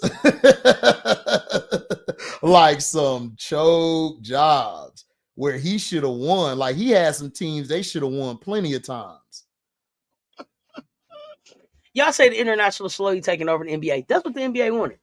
Yeah. David Stern always talked about having a global, since the 90s, a global league. Yeah. So it should take over because they done changed the rules and made it more to overseas liking. So, I mean, that's what they wanted. Like, they're catering to China and Europe and all of them countries. They're not really caring about the American player or the American fan anymore. That's just how the NBA is. You're still gonna have your American players, but they don't really care. They got LeBron, so they're like, okay, LeBron's still gonna represent America, and then we'll just get it, and Steph Curry, and then we're just gonna get everybody else overseas, whatever. That's all they're doing. And listen, and I see you FM saying like that's why the ratings are down. Don't buy into that. Are the ratings down domestically on TV? Sure they are. But globally, they're high. They're killing. They're high internationally. And we're and domestically, they're talking about what you watching on TNT and ESPN. When you go and look at the highlights and the clips and the stuff that they're watching on social media and the engagement that they're having with that NBA platform, off the chart. That's why John Morant ain't kicked out the league. John Morant has a huge rating on the international and on the internet. He's one of the highest sellers of the game. So, that's why he hasn't gone anywhere. Like, that's why they didn't get rid of him. That's why Adam Silver was like, let's talk to him a little bit. Let's talk. Yeah, don't fall into that narrative of the ratings are down, the NBA sucks. No, the NBA, as far as like probably what we are used to as the NBA is way different, right? Right. What their business model was, what their goal was when they set out and started shifting this thing internationally is going beautifully. Oh yeah, what Charles know the NBA to be, Charles saying it sucked because of a play style. It's not the same as it used to be, and it's not entertaining to like us as Americans, but it's not for us. It's for international. It's for where Luka's from. Why do you think Luka went to the Lakers? Come on. Listen, style-wise, Chuck will say the NBA sucks. Business-wise, it's booming. It's booming. They call him 6 Billy, don't they? They call him 6 Billy Chuck. Yeah. Chuck's paid. Chuck's paid based on NBA platform. And then listen, they hate, but listen, Chuck got some of the highest ratings out there. So that's why they're moving the TNT show to where? ESPN. They're partnering.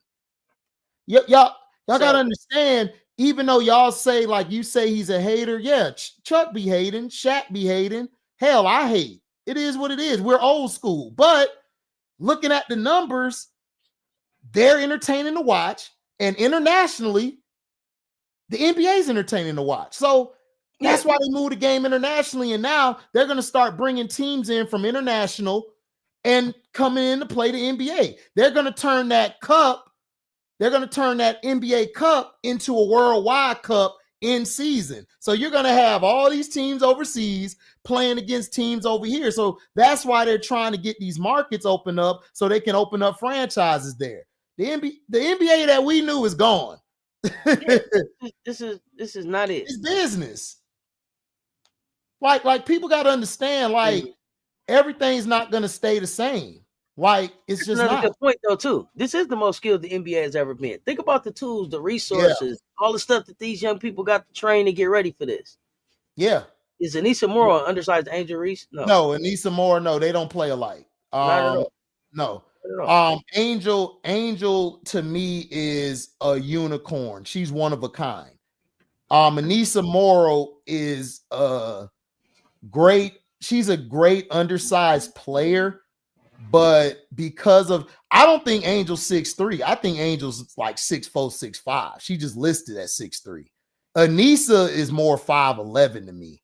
Like she's not big, but she's a solid player. If she could stretch out and hit that 3-ball consistently and that elbow shot consistently and get a turnaround fadeaway, Anissa gonna be a beast on the next level. So, but no, she's not Angel Reese.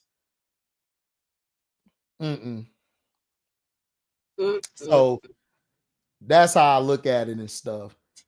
Cam Brink's a good player. I like Cam Brink. Cam Brink's problem is she got to add some more muscle. If she can get some more muscle on her legs, No, on her arms. In her arms. On her arms. Yeah. That's why she get all them fouls, because they be flailing. If she could just go straight up and not have them go nowhere, she put a little weight on them arms, man. Cam gonna be something. Yeah, exactly. She gonna be something. Yeah. She just got to get some more muscle on her and stuff. She just gotta get her weight up. Cam, defensive problem. Hey, I agree, Malik. I mean, Anissa, here's the thing. If Anissa to me had more of a 3 type of skill set, a wing type of skill set, I could see her in the first 5 picks. But because she plays in the post a lot in the 4, and maybe that's because of Kim Mulkey's system, because Angel had to get out that system to show everybody in Unrivaled that she can handle the ball. She turned back into Merlin Angel Reese. Merlin. Turned back into Merlin Angel. She turned back into Merlin Angel Reese. So maybe when she gets out of that, I think if she goes to Connecticut, I think she'll be good at Connecticut. I think she'll be good in Connecticut because you got Tina Charles there and you have Diamond DeShields and veterans there who can actually bring her up. But I don't see her playing it's going to be tough to play that 4 because she got to go against Asia. You got to go against Fee. You got to go against Stewie. You got to go against Angel. You got to go against Nas. Nas Hillman, too. You got to go against Nas. She better develop a 3-ball and get to the stretch. She better develop a 3-ball and get to the stretch. Because remember, you got Nas, too. You got Nas. She mess around and be Kirsten Bell. We don't want to be Kirsten Bell. Oh, snap. I forgot about Kirsten Bell.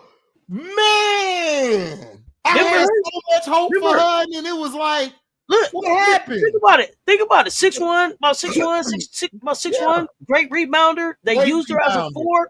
Yeah. Used her as a 4, as a big in college. She had great numbers. Got to the league. She's undersized for where she's at, and she doesn't have a jumper to pull anybody out anywhere. Yeah. So there's that. Yeah, that's what I'm saying. Yo, Auntie, you wild. I remember Kirsten. I had so much hope for Kirsten Bell, and I was like, what happened?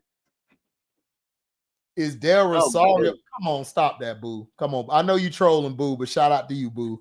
Boo, I ain't got time for you today. I'm not fooling with you today, Boo. Shout out to Boo. Yo, Boo, that was nice. I'm not doing that, Boo. Del Rosario, the next Angel Reese. Hold on. You gotta do it like this, Auntie. I'm not doing that, Boo. You gotta ask it like this. Is Del Rosario the next Angel Reese? We can't see that, Boo. We can't see that. I like that though, but it was cool how they slid it in there. Is Del Rosario the next Angel Reese? Not at all. Stop playing, Boo. Stop playing. Emily over there crying like, Boo. Stop playing, Boo. There you go. There you go, Boo. Said, Boo, stop it. Oh, Moki put ADR in the portal. Oh, ADR Mondo. To the portal. Stop, Mondo. Stop. Don't listen to Mondo. Don't listen to Mondo. She coming to Don't. Florida State with the rest of the Pillberry-ish crew. No. Here's the thing. ADR was a McDonald's All-American. ADR had ankle surgery on both ankles this offseason. Mm-hmm. Both ankles. Had surgery on both ankles. So, I don't know that the kid's not a basketball player as much as she's not developed. But I think Kim's not good at developing, though. I mean, she's great as far as if you already got what you got and you come to the program, you know, she can work with you. She can enhance you. Then, what's the program that can work with her? Who, Boo? I mean, I said Boo. No. Boo started this foolishness. ADR.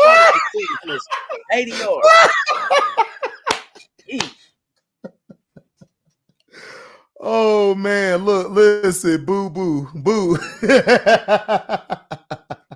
hey, what your girl used to do? Boo. I ain't got time. I'm not. Boo. My bad. Listen. Come on.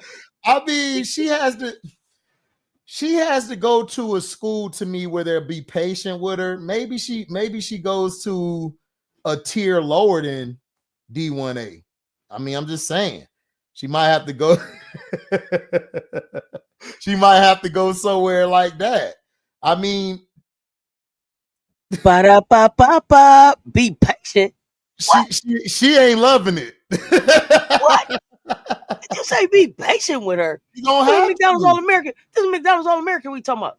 Listen, but she may have lost her confidence, Auntie. Look, she may have lost her confidence. I'll take that. And she may in them two. And remember, you just said she had 2 ankle surgeries, right?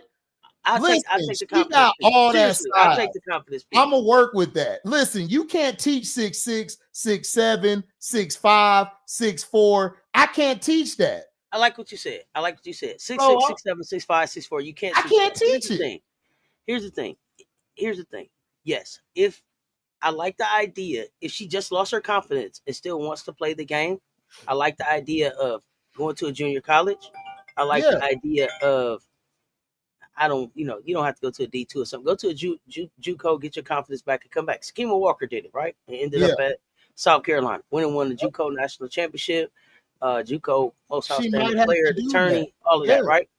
Yeah. But the way that she was biting her nails at the end of the bench when all of that good basketball was going on, if you don't love the game, say it now.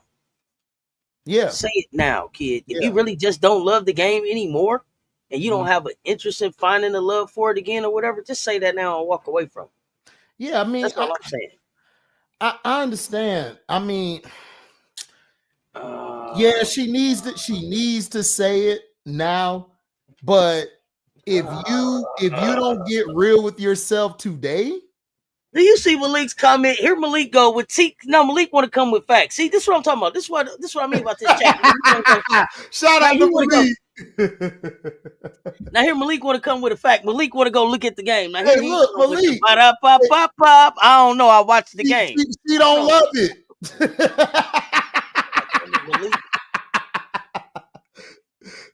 Like you come over there like ba. She don't love it. Look, listen, that might be the case here, Malik. So that's why I'm saying she might have to go to a lower conference, or hey, she can go to the Big 12. He said, for those of y'all that ain't reading the comments, let me put it up here and read. Let me tell y'all what he said. I don't know. I watched the McDonald's All-American game. ADR was in, and she ain't looked too impressive in that game either. He say, this might be a situation where she bullied bad competition to get that ranking. Could be. She bullied herself to a McDonald's All-American ranking? Oh, God. Yep. Could be. I'm just saying, Zane. This is the year to leave. This is the year. She probably go to the Big East and get her thing going on. Don't do that.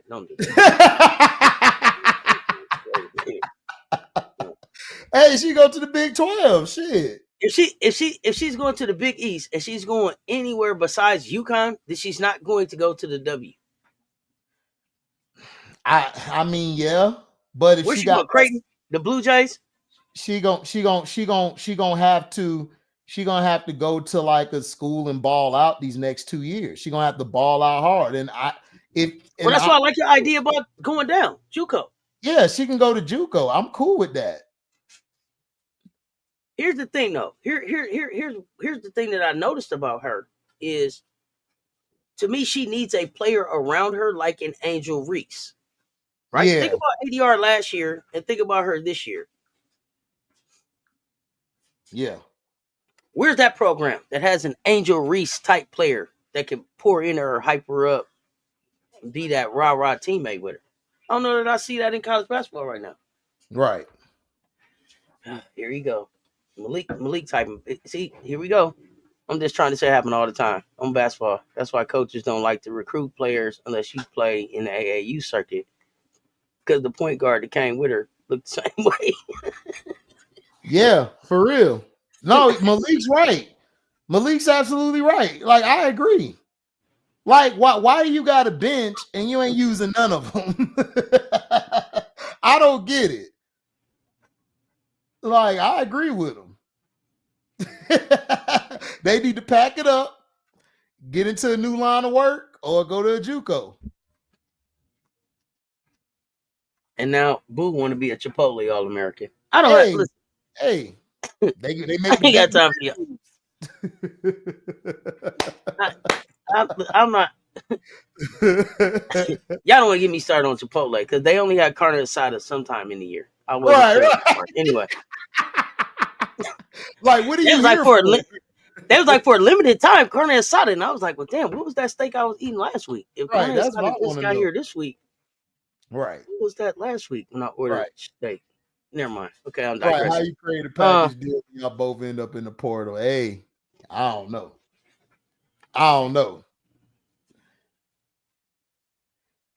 Yeah, FM. That's what I'm saying. Like she like to complain about McDonald's, right? All Americans, and she don't play nobody.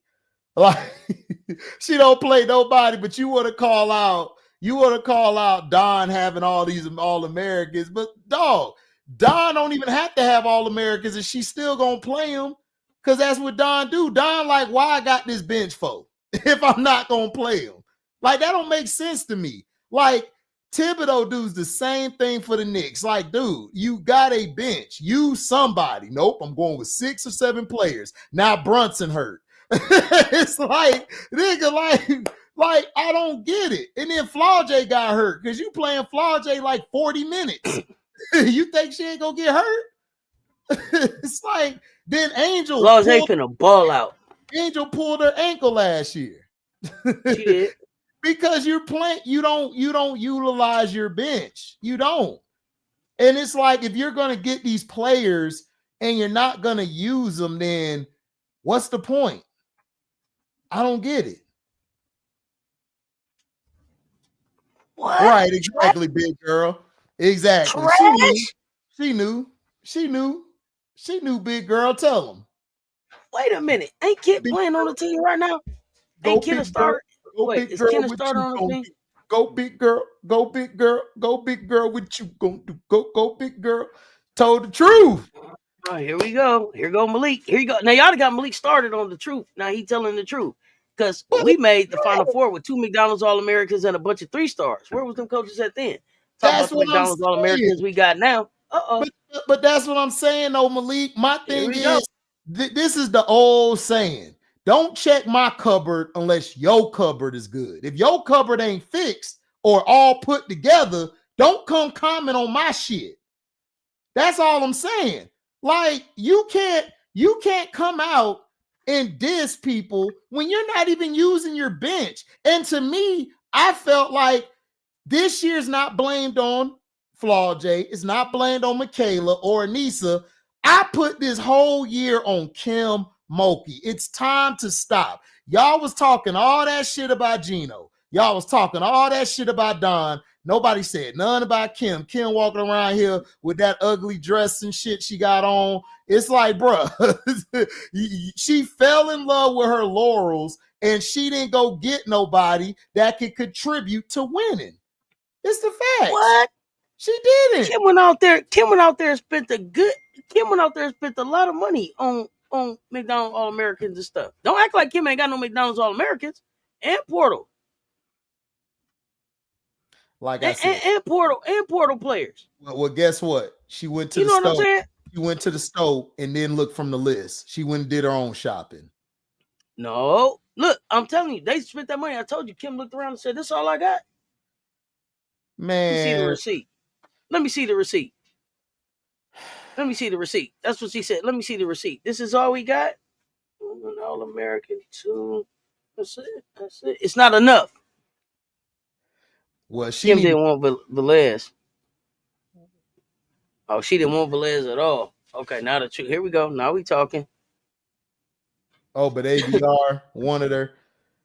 Okay, but I'm just saying that's fine if ADR wanted her. But look, you as a coach have an obligation to look through game film, look at players to see if they fit the system you're trying to run. Dawn isn't finna just go get somebody if she knows they're not either willing to change their game for the system or if their game doesn't mesh well with the other players. Look, if that's the case, Dawn would have went and got Kiyomi. She would have went and got Kiyomi. So I'm just saying, coach, you're supposed to put the players that best fit your coaching style. You can't just go get somebody because it say All-American next to their name. You got to study these people. Look, Gino not just getting anybody to come to UConn. I'm just saying. Somebody said, one of them coaches, and I don't say no name, said, just because you got a McDonald's All-American don't mean you got a great player. I don't. But. Exactly. Don is correct. That's correct. Like you know, that's what I'm saying. Oh, she didn't even recruit Kiyomi. Okay, exactly. Why do you think she didn't recruit her? Because she knows you don't fit my it. You don't. And you as a head coach, it's like Auntie when she brought me to her platform, Coach Rowe, Coach Coleman. She and she, I don't know the other guy name, but he's cool on Wednesdays. I like him. He's a good dude. But that's Rob the man. Yeah, I love Rob. Love how he breaks down the game from that perspective. He's very intelligent. And then also Political Lil. She put all of us with her because, and then Auntie Juju, she know all of us fit. She knows what she's working with. You got to know as a person who runs something, okay, this is what I want. This is what I need. Boom, I'm going to get them. Boom, I'm going to get them. That's what you do. So I don't want to hear about Kim Mulkey like, man, I'm mad at this. You should have did your research. You should have did your research to see if they can actually deal with your coaching. Yeah, he compared us to McDonald's. All Americans, Mondo. Don't do that. Oh, man, we're above McDonald's. We're above them. All of us are Hall of Famers up here, man. You can't get enough. You can't get enough. We Hall of Famers up here, man. You know what I'm saying? Let's get it. Yeah, what do you mean? I'm just saying, though, Mondo, like, that's why UConn has been successful with Gino. Gino gets a certain player that fits what he does. He's not going to bring you there if you don't fit his system. Coach Don, yeah, she gets All-Americans, but she's still seeing how their attitude would mesh with the team, how their play style meshes with the team. I'm just saying, like, everyone been saying, Auntie, Fuwali need to hit the portal. Hit the portal. For what? Fuwali need to hit the portal? Where Fuwali going? Right. Where she need to go? Why would Fuwali leave? Right. That's what I'm saying. Why would Fuwali leave? Right. That's what I'm saying. Because people be like, oh, she don't fit them and fit. She does. She does fit them. It's like she wouldn't be on Don's team if she didn't fit. She could have did a Sanaya Rivers and go to NC State. Has Sanaya Rivers' game really developed like that? I don't think so. She's still a good defender, but I don't see her offensive game develop like that with NC State. So what are we talking about? You go where you fit. You go where you fit the best. Right. You go to where you fit the best. And sometimes you go. Sometimes you start someplace and finish somewhere else. Right. Sometimes you start someplace and you like, you know what? this was a good start for me. Sanaya Rivers started. She got her a championship ring.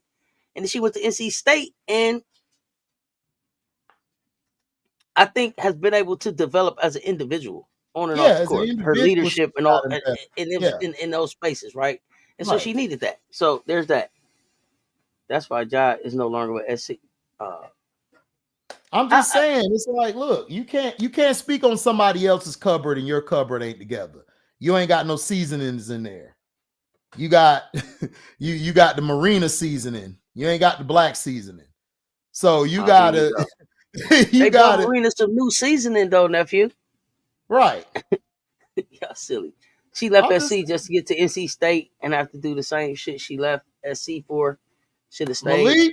Malik see it. I'm saying, like, look, I'm just saying, like, hey. She get to be the line leader at NC State, though. She get to be the line leader. That she wanted to be able to be the line leader, y'all. She wasn't gonna be the line leader here. I feel you. Right. Oh, you said she ended up having to play point guard. Point guard just to play point guard in NC State. Yeah, because Isaiah James is a better offensive player than she is. Like, hands down. But here's the other thing, though. I will say, at least she continued to be competitive. Like after her move, she played in the Final Four, right? They'll be, they just won the ACC, right? They just won that tournament, right? So she's been able to stay competitive. You look at like a Sanaya Ja, and you like, damn, Ja, you could have sat on the bench for a ring, dog, and experience and this culture and these connections. And it's like, was it worth it? I don't know. I guess we'll see next year at Arizona, but. I mean, unless something happens, I don't know if she's staying in Arizona or whatever, but my goodness. She might not stay, but if she want to come to Florida State, come on. Pillsbury's team. Why are you trying to compete? Why are you trying to get people down there to Florida State? Because we need more dog. We need somebody. We either need gals who can play or we need some dogs, because we got a Ladston, a Gordon, and half a Tipson at times. And bring one to the chat with the Pillsbury-ish.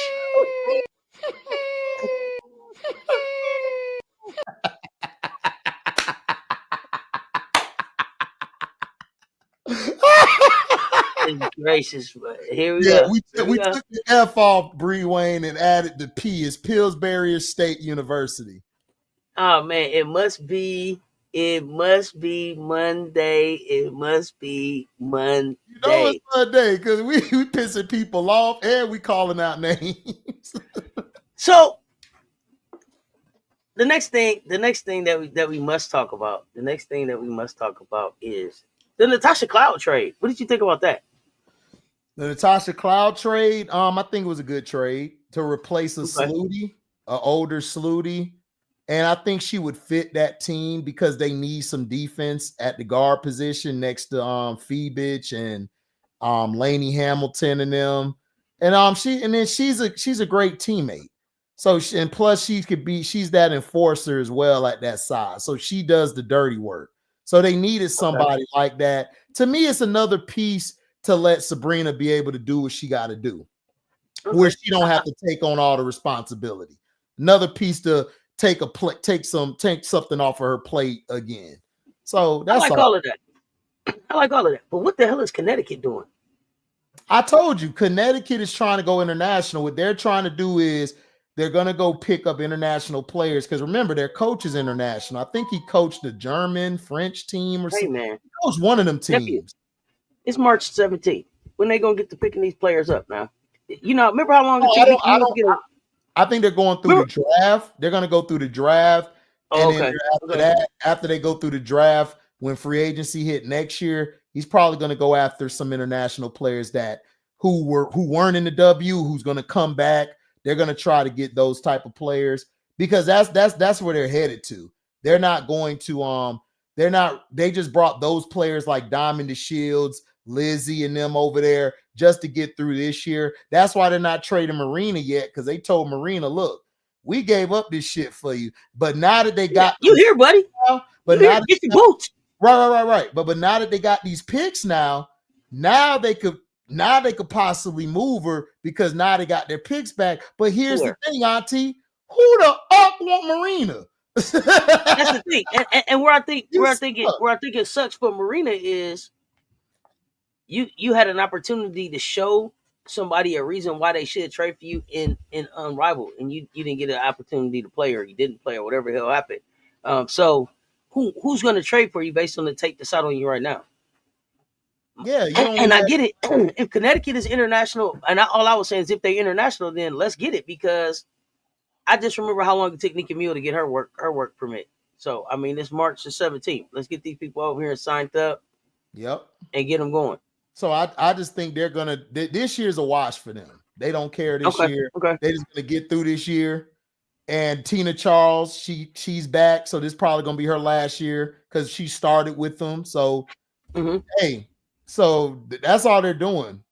And then I think in 2 or 3 years they're gonna have a facility. They said they're gonna build one. In 2 or 3 years at the casino?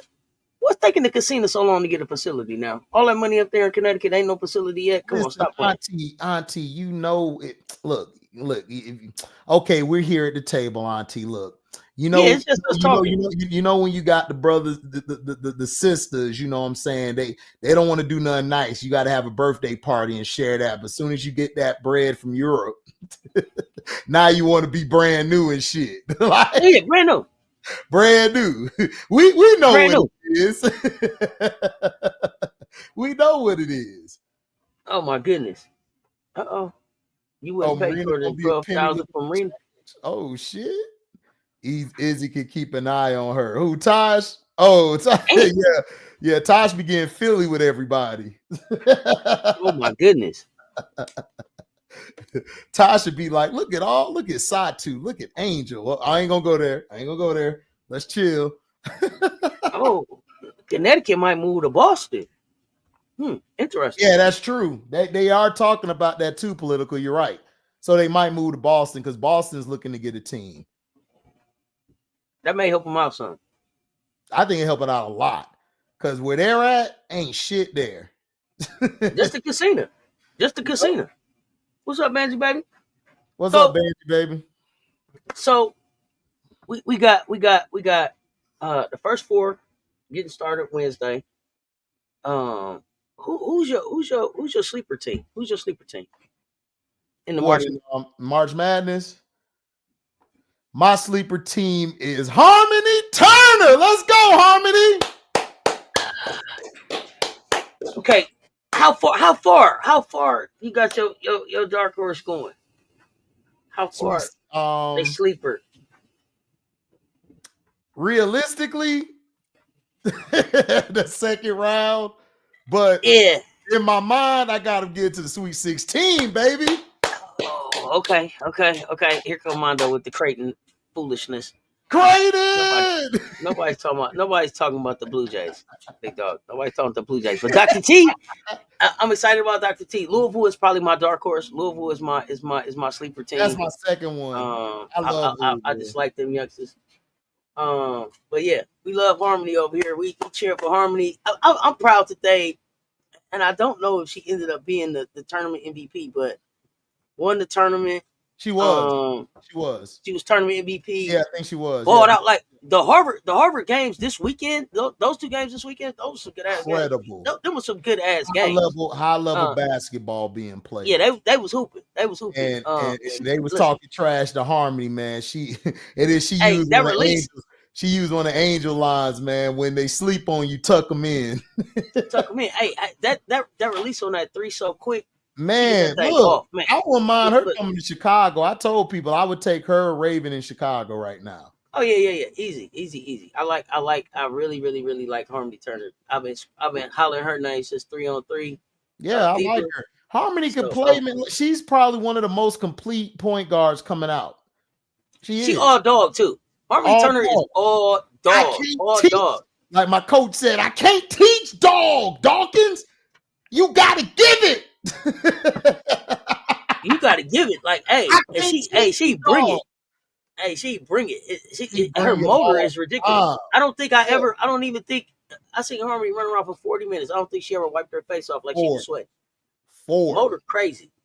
Motor Yeah, is crazy. and she lead that team, boy, like no other.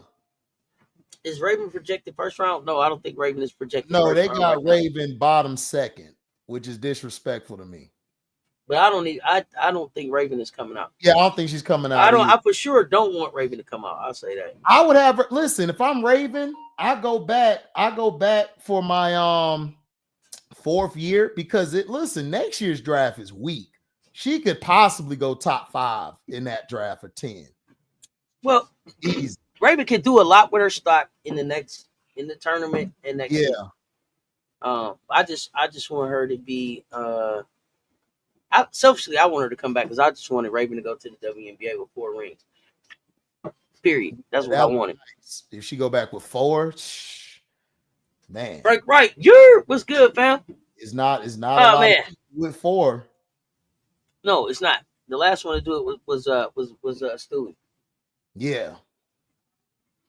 Stewie, yes. But I get it if she's if she's tired of school, but I would love to see her come back. Yeah, I want her to come back too. I think she'll be good. Like whatever level like she plays on and all that, I think she'll be straight. She brings leadership. I say Miles should go back too. I think Miles should go back. AZ, I haven't watched her enough. Yeah, Olivia should go back, but they're projecting her second pick, so she might come out. Too fair. They said they talking about her going to Seattle, but I think Seattle, in my opinion, I'm just saying in general, Auntie, I think she should go back, my opinion. But I'm saying in general, people are saying Seattle, but I don't think she's going to Seattle. I think Seattle going to get Citron because Citron fit that team perfectly at the 2 guard. And then you got Gabby coming back, and then you got Skylar, you got NECA, you got the Ezzy. So, and then Horston's not going to be there. Horston's hurt for the year. So you need somebody for defense who can play the 2 in the wing. So I don't see them getting Miles. And I think Miles should come back because Miles ain't strong to me. Like she's getting pushed around too much. And then defensively, she don't slide her feet enough to me. I think she needs another year because that injury kind of took a lot out of her. Because it takes a while to get back from that injury she had. And I don't think people don't understand it takes a while. It's not like 2K where, I'm back after this, I'm ready to play. Nah. Like your body, also your mental got to get right. Because I tore 2/3 of my knee. It took me a while to get back out there on the field. Like mentally, that's right, I forgot. You're not ready. Exactly. What do you think about Erica Wheeler at Seattle, too? Yeah, Erica Wheeler in Seattle, right? So I think that was a good move because she could come off. I don't think there's nothing wrong with Erica. I think people just watched Erica last year. She don't fit that CC stuff. What? But did y'all watch Erica Wheeler? Did y'all watch Erica Wheeler in the AEBL? I did. Yeah, I watched her be a player of the week. I like Erica Wheeler. Erica is a great locker room player, and when Skylar goes to the bench, you got another floor general out there. They're going to be dangerous. I just think y'all didn't like Erica's contract, but don't be mad at her. Yeah, I mean, but that happens, Auntie. When you're in the league a certain amount of years, they give you that contract. That's just how it is. At some point, she did something to be able to stay in the league this long. Yeah, she's good. Erica's a solid point guard. I like Erica. This is why I'm not a stats person. I watch the game because when you're watching the game, she affects the game in so many ways, both sides of the ball, that it don't show all the time in the stats. Like it doesn't. That doesn't mean the player trash. It just means that the player brings something to the team that you need. And she's going to help that Seattle team, especially with losing Nika Mule and Jordan Horston. She's going to add some experience and depth at the guard position. And I think they're going to go get Citron. I think they get Citron, and Citron is going to help with the wing and the 2. So I'm just saying, that's what I think they're going to do. I think whatever team gets Citron would do better with Bree Hall. It's just my opinion. I like Bree Hall too, but a lot of people don't like Bree Hall, and I don't get it.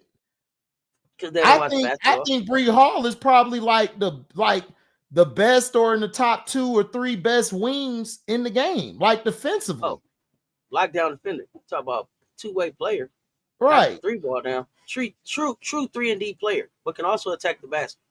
Bree got a nice midi. She just ain't shooting it this season. Well, because people Because in that system, she's not asked to. She's not. Like, she's there for a specific reason. That's to play defense, move the ball. If you got the shot, then you could take it. But if you could find a better shot, go for it. Because listen, they said the same things about Ty Harris. And look, Ty Harris is still in the league. Ty Harris is a hooper, though. A hooper, exactly.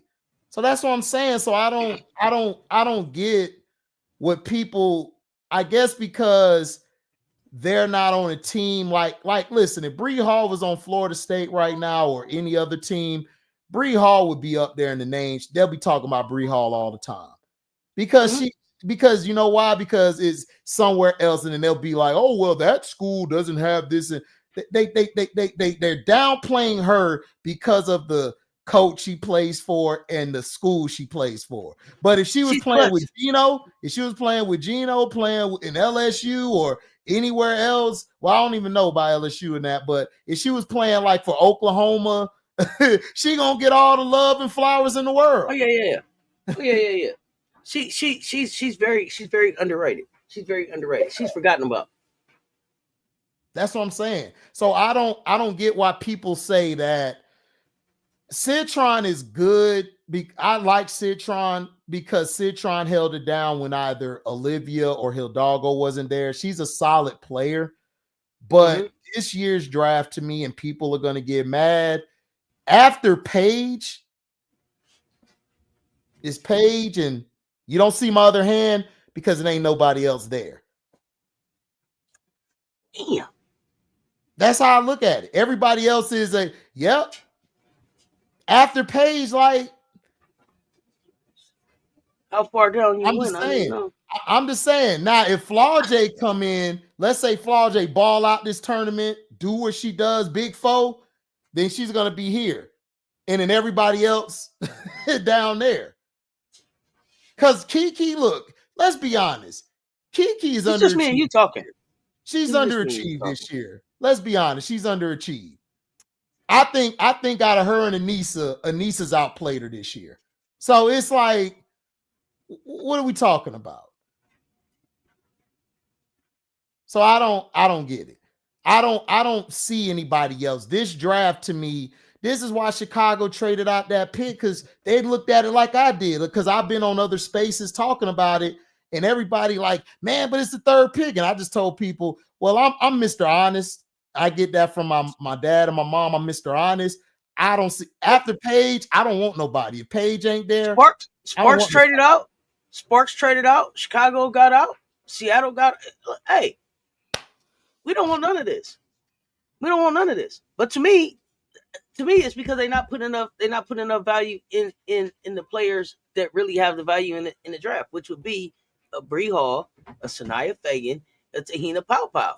How they rank in the draft, they're not ranking them right. Y'all disrespect them and playing on their name. All of them are glue locker room type players that know how to win. It doesn't matter if they 1 through 5. It don't matter what option they are. You're not gonna have no problems out of them. They're gonna be professionals. I'm taking Fagan. I would take Fagan at Fagan. I would take Fagan's not going crazy right now. Because listen, if you bring her in with an Angel, Camilla, and E. Will, that could be a lockdown front court, like bench and starters. And then you bring in a Bree Hall with an Ariel who can guard the perimeter and guard the guards. And then you could bring in a Rivers, or you could bring in somebody else, because Chicago need defense. You got enough offense now. You need defense, because last year they were ranked last in defense on the perimeter. They were destroyed. And then I just watched some film the other day breaking it down. They were terrible. Like defensively, I didn't even know who the hell was out there. I was like, and one take was so bad, I just turned it off. Like, it didn't even get to the second quarter, Auntie. I said, well, let me go watch my Magic. It's terrible. Yeah, Pow be a good pick. So that's what I'm saying. It's like this draft to me in next year's draft, just like you said, 2027 and then 28, those are going to be your money drafts. This draft and next year draft, hold on. Hold on. Olympic. Hold on. I got to do my Olympic pose. My Olympic pose after I hit the shot. Yeah. This year's and next year's draft, sleep. I'm telling y'all, it's about 4 to 5. There are about 4 to 5 solid picks in this draft. 4 to 5 solid picks. 4 to 5 solid picks that will still be relevant in WNBA basketball in a couple years. The rest of them. And after that, after them 5, you better call Tyrone. Yeah. But you can't use my phone. AU loading, AEBL loading, international loading, and that's not to say that they won't find a way back to the league. But no, they won't have a direct spot in this. This is going to be a heavy international draft. Oh, believe it. This year and next year is going to be international heavy. Like, and then in the sleepers, they're going to be going either in the late first round or mid second. Second round and third round are going to have some sleepers where they're going to stick to a team. It reminds me of that draft that Michaela and Dejanay came out of. Like, listen, y'all can go get y'all tape. Go get whatever area fin tape you want to get. Go get whatever moral tape you want to get. And I'm going to show you a faking tape to say she better than both of them. Brass, I said the same thing, Brass. Remember the other night I said I'm taking Fagan at 10. I'm taking Fago like dog. Like I don't know that people, I guess because they look at South Carolina more as team defense. I look at South Carolina as individual defenders who just work great as a team. Whereas I look at the Minnesota Lynx, Auntie, I look at that as more of a team defense. Like individually, I'm cooking them. But if this is South Carolina, I could put Bree on the island. I could put Raven on the island. Fuwali, Pow Pow, Fago, Tack, Dowdle. We just saw Dowdle. I could put him on the island. Truth of the matter is that they don't. Here's the thing: most of the people talking about South Carolina don't even watch South Carolina basketball. They don't. They got the game on. They listen to what the commentators say. They look at a few highlights, look at the stat box, and they tell you what they think. If you go back and watch, Sanaya Fagan is probably one of the most underrated passers in college basketball right now. She had a touch pass so cold to Chloe. Her vision on the court. Chloe defends too. Chloe defends too. We all can defend, but they have to defend because Dawn starts with defense. It all starts with defense. Our offense comes from our transition defense. Period. She told y'all that. That's how we roll. But you got to be looking at South Carolina basketball to make comments about South Carolina basketball. There's no way that you can tell me that you watched Sanaya Fagan this year and didn't see that her draft stock went crazy. Tell me the bitch that don't need that type of player. Tell me the bitch that don't need a 3-and-D player that's clutch like Bree Hall. Yeah, because look at it. Look at Pow Pow. Yeah, you got Pow Pow. You listen.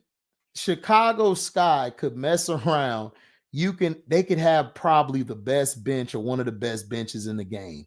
If they draft a Fago, you draft a Hall, you draft either a Pow Pow or hell, you draft even a Sanaya Rivers or somebody or an Isaiah James coming off the bench, you will have probably the best bench in the game. And then there's some Auntie, there's some things where I could go.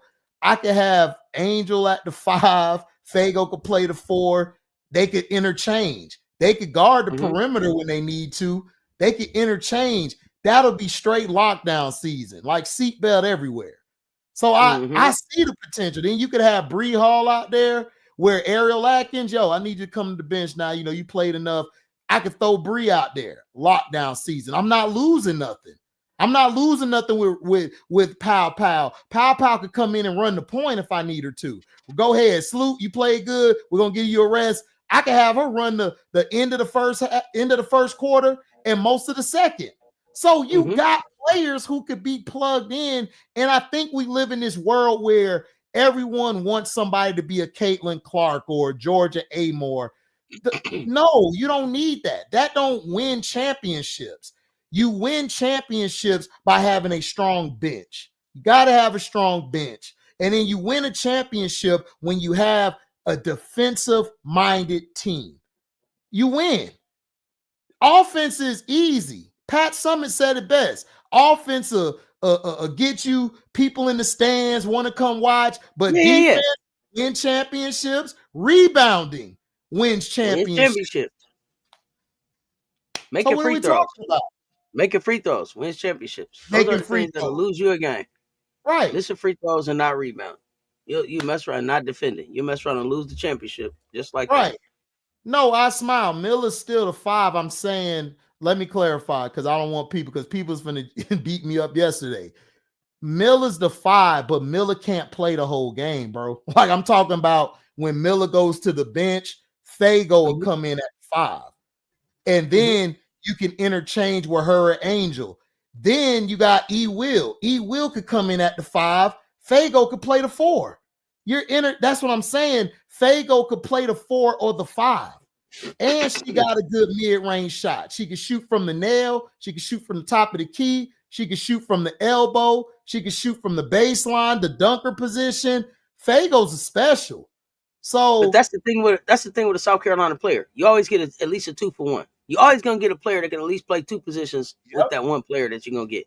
Whether it's Bree Hall playing the 2 and the 3, whether it's Fago at the 4 and the 5. Fago maybe in some situations because even stretch to a 3, but you get that 3 ball falling some more. And then you got Papa who could play a point guard or a shooting guard. You saw her do it this whole season. So that's another benefit of drafting a South Carolina player. Like you got to be thinking more about it's not just about who can score. And Don said that in the interview, like how can you add to my ball club? What are you looking at it from a W standpoint? How can you? What are all of the things? What are all of the things that are in your tool bag that's going to help? And then how do they fit in the damn house that I'm building? But that's what I'm saying. Look, I'm listen. Bill Belichick. Mondo, we not sending nobody to the Valks. Nobody. The Valks ain't getting nothing. Now listen. I know you're a football fan too. This is going to be football. Absolutely. Like, Bill Belichick, right? We would say he's the greatest of all time as coaches, or in the top 5 or top 10 at worst. So let's think about this. Where did he get a lot of his players from during those Tom Brady years? He got them from Alabama. So that's what you do. You get a plug of winners to your team. Like if South Carolina is winning championships, even if y'all don't win, y'all are there. I'm getting players from South Carolina. Easy. So I don't know why people look at it. When have we looked at winning players or intangibles as a slight? When have we? Champions don't. Champions don't. Exactly. So people who ain't never won nothing can't see the value of intangibles. Right. That's to me that's the biggest difference in between the two. Right. When the Liberty got Sabrina, they didn't look to Sabrina for winning intangibles. They just knew she was a solid player. But guess who they went for the winning intangibles? Stewie. Oh yeah, got to keep her around. Laney Hamilton. Intangibles. Jaquel, like she on and off. I understand. Intangibles, she brings that. So you build a team by putting intangibles and winners on your team. Look at what the Fever did. They brought DeWanna Bonner in there. Intangibles. But Jaquel also had to unlearn some habits, right? Coming out of where did Jaquel come from? Connecticut? I think so. Jaquel in Connecticut. Coming out of Connecticut, she had to come learn how to win. Sun. She played with the Connecticut Sun. So, and that's what Stewie is teaching, how to be a winner. Sometimes you got to come learn how to win in this league. Jaquel was able to learn that. Now we're going to see this season what she does. Stick. Yes. This season doesn't stick. This is going to tell me a whole lot about Jaquel. Exactly. So that's what I'm saying. Like we have turned winning into a slight. We've turned stats and records into the norm. And that's what's wrong with all the leagues all over the world and domestically and internationally. That's what's wrong. We're looking at more, you put up these numbers instead of what your impact was when y'all won the championship. Like they don't look at that. They look at when Raven shut Caitlyn down. What did they say? Oh, well, she got a team. That's the only reason why they won. They didn't give her props. But the year before, you was trying to say she was trash. So it's like we're living in this is why I don't pay attention to the media, because the media only picks these numbers when it's never been about numbers. Michael Jordan could have won the scoring title, and he could not the scoring title, but he could have had the most points ever in history. Michael's like, I'm not playing for that. If I wanted to play for that, I wouldn't have retired those years. I'd have still played. I want to win. He played for what he wanted. 6 rings. Right. Kobe Bryant. They say Kobe Bryant's selfish. He's a bad teammate. Kobe, what do you say to that? Kobe go like this. That's what he says to that. Kobe selfish. I didn't come here to make friends. I came here to get rings. Like I didn't come here to be you being my friend is a distant second to what my main goal was coming into this thing. I came here to win. We want to win. Everybody want to win. Get in the huddle. Everybody else who hear about their feelings and all that, I'll check with y'all after the winning is done. I'm not here about that right now. I'm here about winning. Magic Johnson. 5. So what are we talking? Magic say he don't even talk to dudes ain't got no ring. Exactly. He don't even know. He can't even see them. He can't see them. Right. Bill Russell, 11. So he woke up out the bed with a ring on him. So it's like, man, every time he take a ring off, he can't take them off fast enough. It's another one popping on his face. Come on, y'all. So that's what I'm saying. People have changed their criteria to what they want. They changed their criteria to who they like, or they changed their criteria to who they want to push this agenda to. It's like, well, come on. But we also saw a shift in the game too. Yeah. The minute we started paying players for their potential and not for what they had done. Correct. That's when it messed up. Because how you gonna pay a player who just got here when this player done put in 3, 4, 5 wins? Like he probably can. He probably can. He maybe can. Like, so we started participation trophies and all of that stuff. Yeah, participation trophies, but you know what we did with them, Auntie? We threw them away. Oh yeah, I mean, if it wasn't number one, or if it wasn't that, we threw that away. If you didn't get the number 1 ribbon on the project, we threw that shit away. You fold that up into a paper airplane or something. Right, we don't care about all that. Good stats lead to winning more often than bad stats. Yeah, that's but you know what really, what really leads to winning? Good habits. Good habits. Habits. I take that. Good habits lead to winning more than bad habits. But good stats don't lead to winning, because Caitlin Clark didn't win. Why she didn't win? She had great stats. Great stats. Juju had great stats last year. She lost. It's a lot of players who had great stats. Y'all would say that South Carolina didn't have good stats. They was undefeated in the champs. Yep. So what are we talking about? Doesn't matter. No, not more often. They don't. They don't. Kobe didn't have a good game 7, but they won. Michael Jordan didn't have a real great game 6, but they won. Bird had some bad performances, but they won. It's not about your stats. It's about your habits. It's not like KG, like you more of a stats in the box score type of person. I'm not about that. I'm not. Yeah. I'm eye test and habits. No, sir. They didn't win because of Powell. Powell had worse stats than Kobe. Powell didn't. No, they won that game because of defense. That's why they won that game, and they made their free throws. No, I looked it up already. I watched it. I watched the game. I don't have to look it up. I watched the game. Powell didn't carry him, so now I know you're a troll. So, but like I'm saying, that's a great point, Auntie. Good habits basically are better than bad habits. And that's what lead to championships. That's why I said it don't matter about the stats or whatever. It's about what your habits are in that game. Because you could be having a bad game, but if you do the things that are great habits that help you win, then you're going to win. So it's all this stuff you're talking about, people out here saying, because Fee had some great performances, she's better than Asia now. It's like, no, she's not. Asia's the Asia did something that was different than what anybody does. Like she's on a whole different season. Right. She had great habits when she came in. You know what I'm saying? Great habits when she came in, great habits when she's leaving. And they had to make a move. Kelsey, thank you for your services, but we got to move on. So you know what I'm saying? That's all. So MJ, what up? What's up, MJ? MJ, okay. MJ, you so could Oh yeah, go ahead, my bad. If we old heads, glazing old heads, KG, who are you? You got your name KG old head. What are you talking about? I'm not. I mean, you came into a conversation.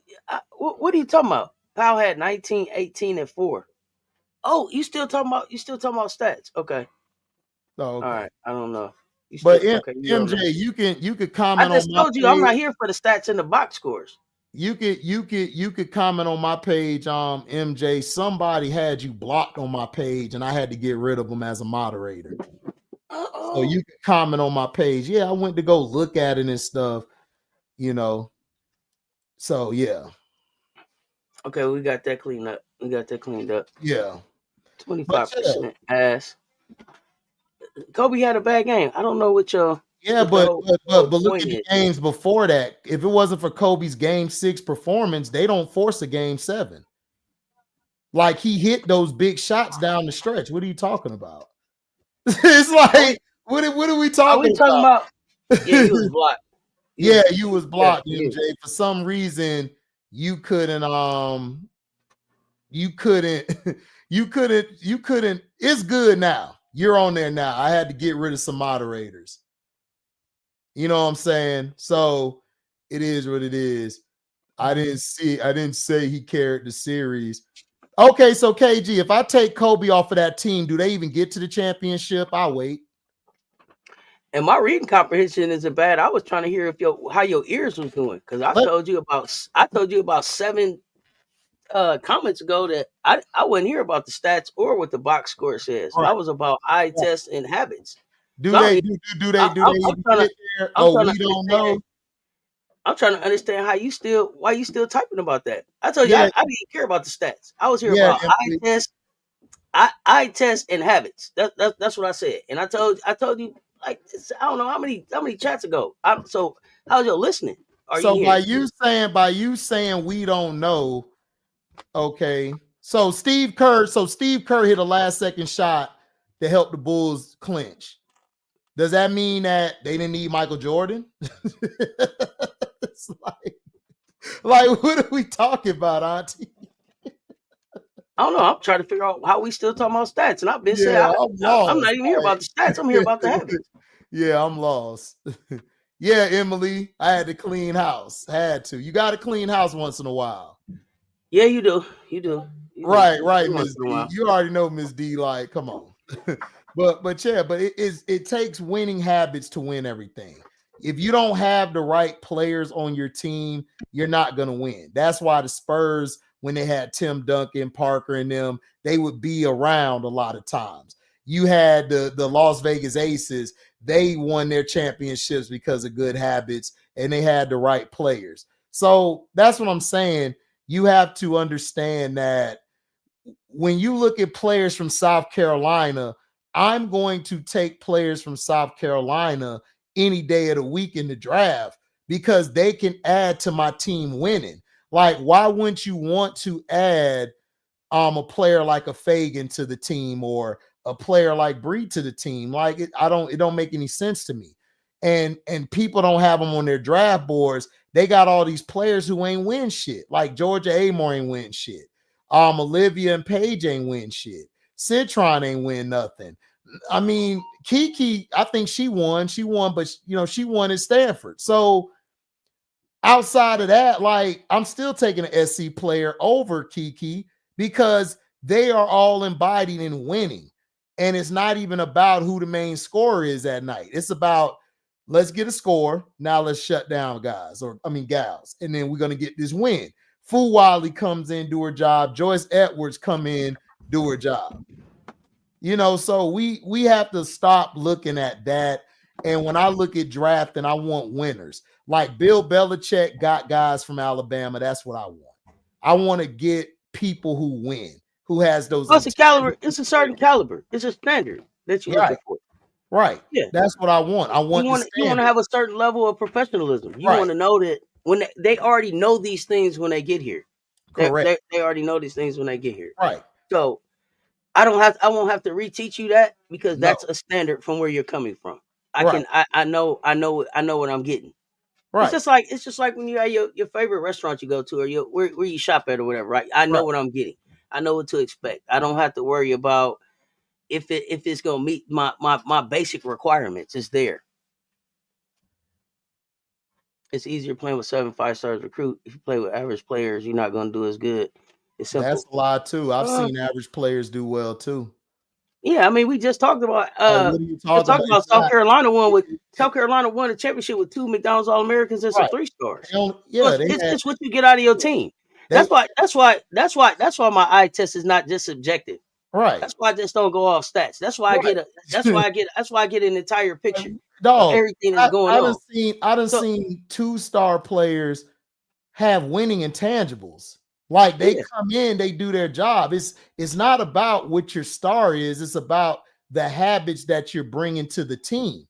If you come to the team and you don't have the right habits to win, it doesn't matter if you're a 5-star. You're just not going to win. Exactly. It is what it is. So you don't have to look at the stat or the box score to see who's this and that. They created that for you nerds who don't play the game to follow the game. That's what they did. Just like Jalen Rose said, they created the positions for you to follow the game, like an analyst could follow who's who's what. Just because I got a point guard don't mean that they got to pass all the time. They could probably be the top scorer. Just because I got a 2 guard don't mean they shoot all the time. They could be a distributor like James Harden is. So y'all don't understand this. Y'all don't look past first level thinking. Y'all look at first level and y'all think, okay, that's all it is. You know what? That's all it is. You know what? How many number one draft picks been bust? Oh my God, it's too many to count. I can't even count them on 2 hands. It don't even matter. It don't even matter the sport, right? It don't even matter the sport, right? But the stats said, right? The stats said, the box score said, when it got time to show and prove, they couldn't. They couldn't. They couldn't. That don't tell the whole story. That just doesn't tell the whole story. Right. There's been 5-stars that came out, Auntie. There's been a lot of 5-stars that flamed coming to college. It's a list out there too. So it doesn't matter if you're a 5-star or a 2-star or a 3. You don't think so? Go back and look at the McDonald's All-American game from last year and tell me what all of them did this year in college hoops. Go look at the Jordan game and tell me, did you see all of them balling this year? Yep. With their great stats. Yep. With their great stats and box scores and being hurt where they was at. Yep. That's what I'm saying. So you can't go by that. Like you can't go by this and that. Like y'all don't even understand the game y'all be watching. And this is why I don't debate or argue with y'all, because y'all are looking at it from a perspective where you think is right. Like, for example, Auntie, so people do this all the time. Magic Johnson versus Steph Curry. So I tell people all the time, I can't compare them because their play styles and the era they're in is different. Totally different. Magic's, but the thing I can compare they have is great habits, and they have winning intangibles. I could compare that, but I can't compare their style because Magic was a forward that had guard abilities that ran the point. Steph is a guard who mainly is like a 2 guard instead of a PG. So it's hard. That's why you can't really compare players across different eras, different decades, different type of style, because the game is different. The stats are different. You can't compare a player today to Jerry West, where Jerry West played with no 3-point shot. Imagine if he had a 3-point shot. His stats would be ridiculous. So people, and then If he'd have played in this era, he'd have been able to have some of the best training, some of the best recovery times. So we can't compare it. Exactly. So it's like, what are we talking best about? equipment, cryo training, all of that. Right.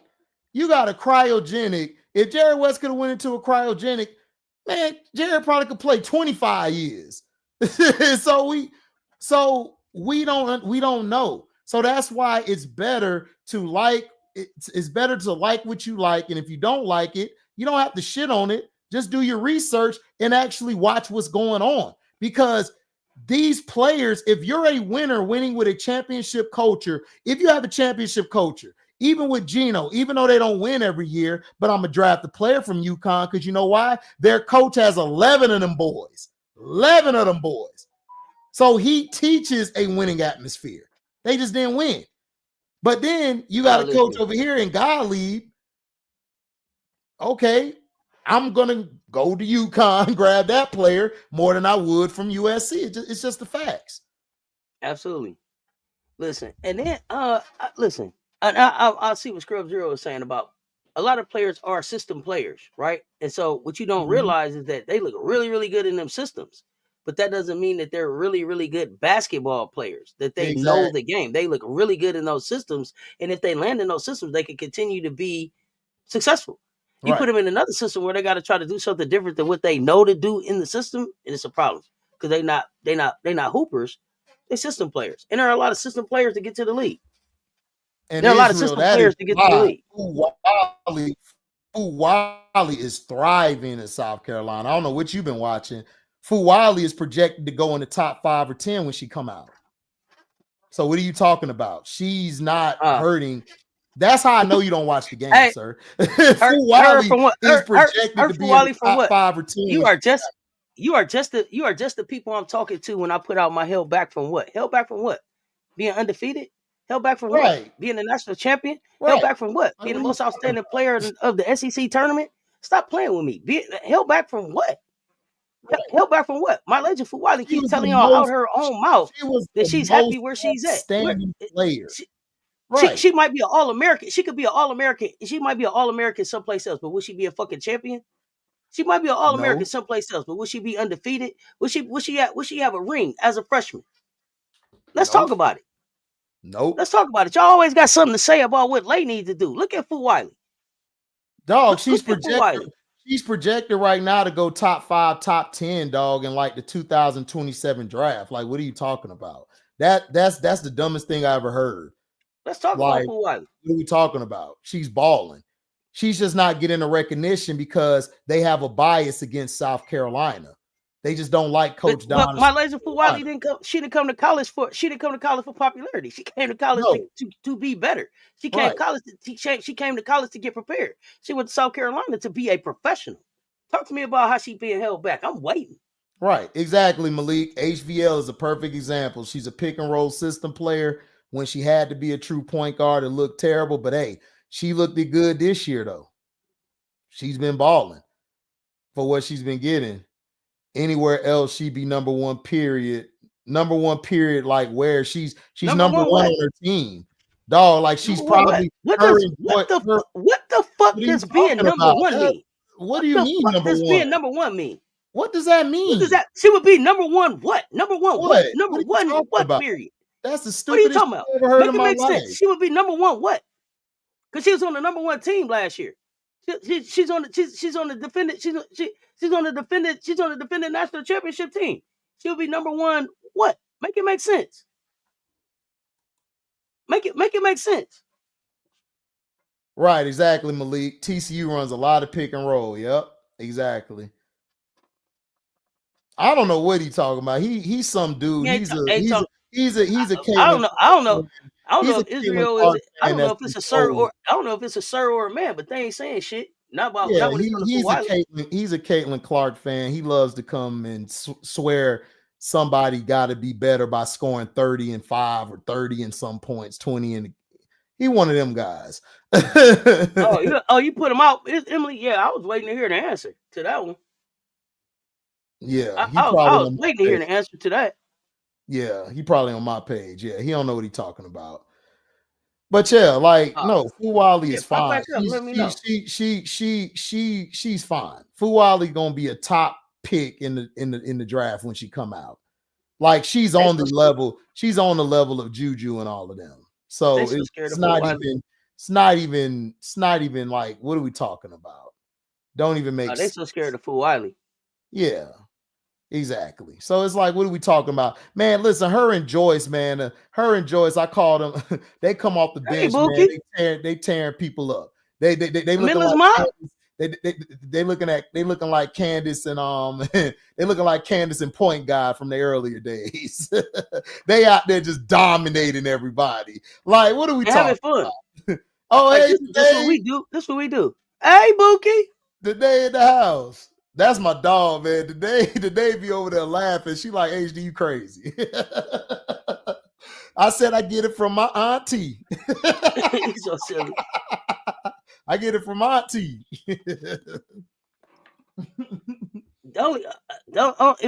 If you're not mentioning her name with Juju and Hannah, then shame on you. Because Right. every time I mention them, I talk about my ladies for Wiley, and anybody that mention them to me, I push back on that narrative every time I get. Oh, Every chance I get, if you're not talking about her with them, what's wrong with you? that's what I don't understand. Like, I don't know what people If you're talking not about. talking about her with them, what's wrong with you? Listen, the thing I love about Fuwali, when Fuwali said, man, I was tripping. And I was like, duh, Fuwali. You are so great at what you're doing. Like, dog, just come in there, do what you do. Like, Don don't have a problem letting you be you, but Don gonna pull you to the side and say, hey, don't do that shit again. She told y'all that's all we need her to play. We don't. It's flat out disgusting what She Dawn is plays doing. she plays It's flat out. 19 minutes a It game. really Israel. It's flat out disgusting what you're doing. Right. It's flat out Facts. disgusting what you're doing. Facts. Trying to shit on on what they do over there. Right? She don't need to wear her players out. She don't need to play 35 minutes. That's not what's asked of her.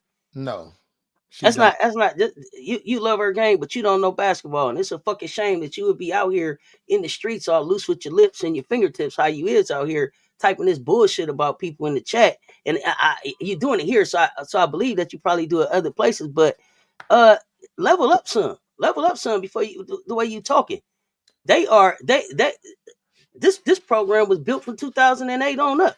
It's the fucking standard. What are you talking about? Hold on. Why Press should she wear what? Why should she wear herself out for 35 minutes because you like her game? That Auntie, sounds stupid as fuck. press MJ comment. MJ is correct. We could start by asking the people that feel that stats and points and shots are the most important. When was the last time there was a 25 point per game score that won a natty? Don't worry, I'll wait. What I want to know is how come people are so easy to shit on this black woman out here. That's what I want to know. And what she building out here. Because he And like I that CC.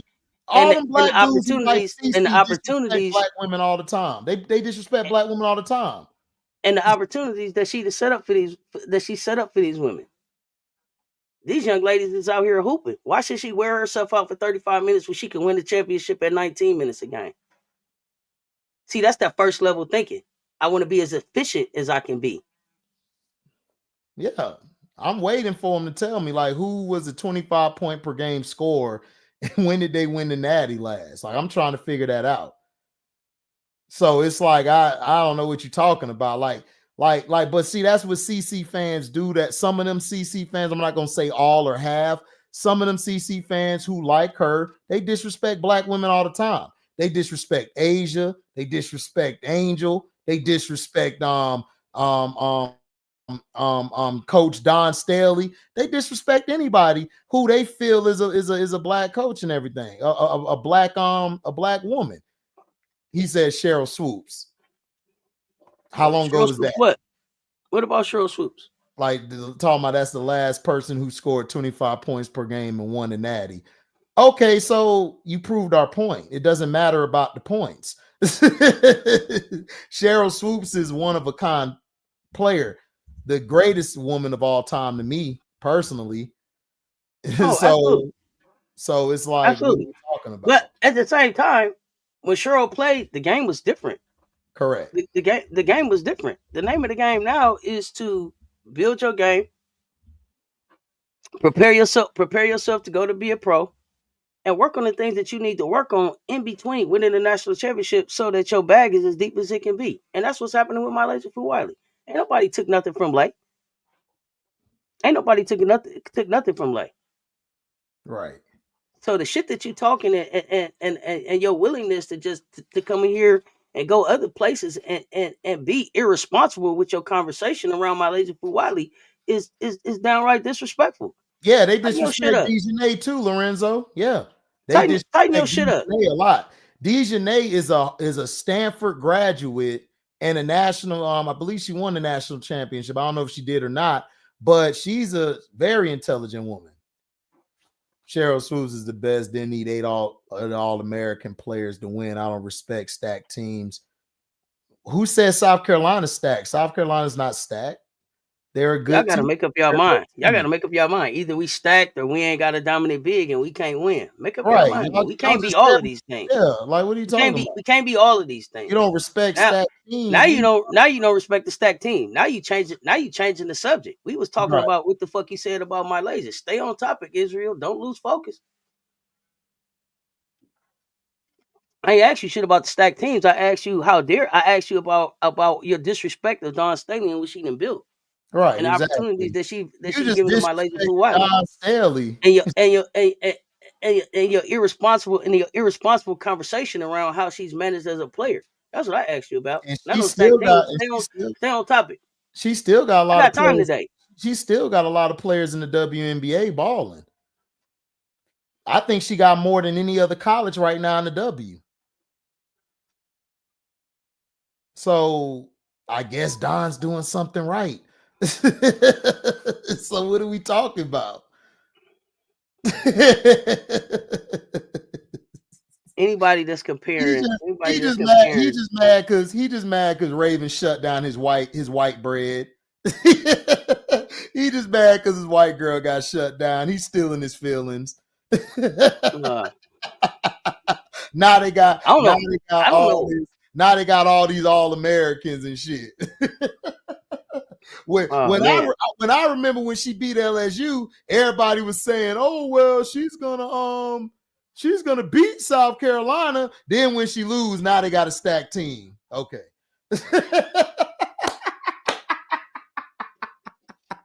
Man, boy, the goalposts stay moving. Yeah, the goalposts stay moving. Wiley don't need to play no more minutes. I'm not talking about RC. I'm talking about the Israel guy, Bermondo. He's in my chat. No, I'm not talking about RC. I have no issue with RC. RC cool. I'm talking about Israel. Right, shut down his Wonder Bread. He mad. Now they got all these All-Americans. When all RC was fence riding on the Gamecocks for us, so it ain't so smooth sailing over here. Oh, he was fence riding. You can't be over here and be with us and then be out in the street in the internet streets on some other stuff. It all come back. So shit. No. Oh, you one of them. Okay. Yeah, so yeah, no. Okay, so it ain't cool. Sorry, sir, it ain't cool. I mean, it ain't that it ain't cool. It's just we see you. We see you. I mean, so just know, like when we see you, we gonna handle you accordingly. We see that you a fence rider. You was over here like, oh, good job on y'all win, whoop, whoop. And then I see you in another chat that I'm on, and you like, oh, they can't win, and they ain't this and they ain't that. So yeah, we see you. So you get handled, you get dealt with accordingly. That's for everybody. That's for everybody. You can't be in my chat like, hey, good job on the Gamecocks, and then be on other chats like, fuck them. Yeah, nah, we see you. We hear you. Right, Anastasia. We see you. We hear you. They got beat by UConn. And then now you're talking about they had 7 of the top 50 players in last year's talented team. It's a fact. Here's my thing. Why didn't nobody complain when Gino was getting these All-Americans? Why didn't nobody complain when Pat Summitt got these All-Americans? Now that Don's doing it, it's a problem. Here's my question. How come y'all ain't told Paige to transfer? How come y'all ain't told AZ to go nowhere? How come y'all ain't said Sarah getting held down? What they done won? Gino ain't won shit since 2017, 16? But y'all ain't telling none of his players to go nowhere. How many games they lost this year? How many of his players y'all threw in the portal? None of them. Gino None is of a fraud too? Wow. Gino's a made man. You sound stupid, Israel. I'm so Gino's glad a you're not in my fraud. chat. I'm so glad you're not in my chat. I'm so glad. Yeah. But Dawn lose a game and all her players need to get in the portal. Stop playing with me, y'all. Yeah, dog. Stop playing with me.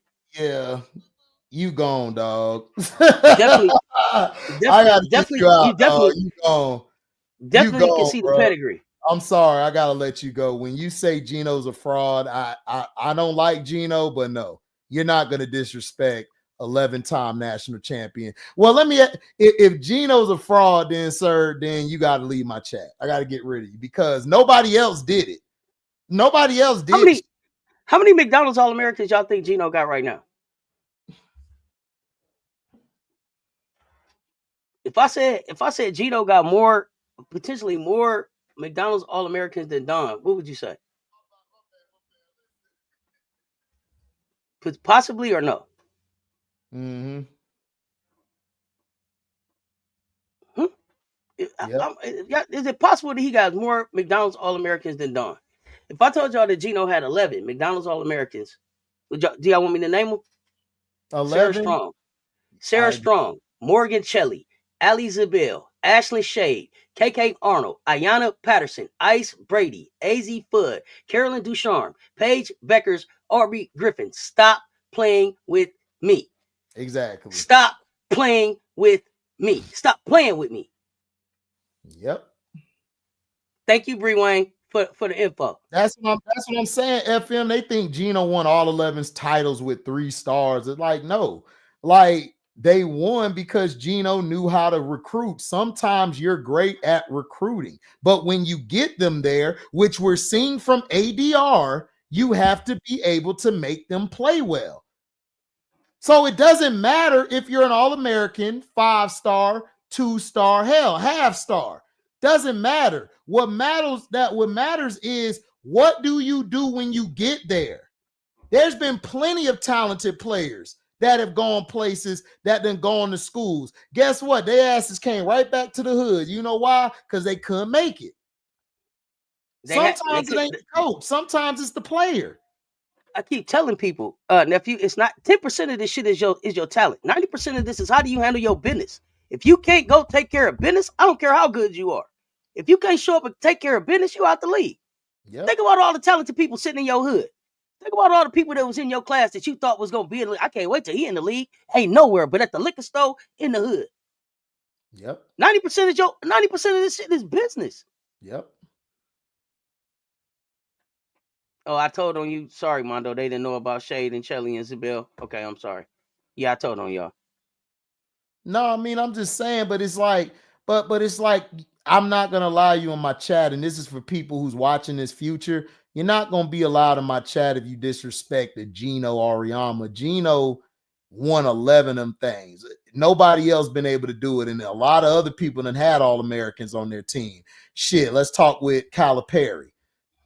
What the hell he doing? Rick Pitino, what the hell he doing? they get All-American stacked team every year. They lose. Shit. So what are we talking about? Nothing. What are we talking about? Nothing. But we had time today. we had time.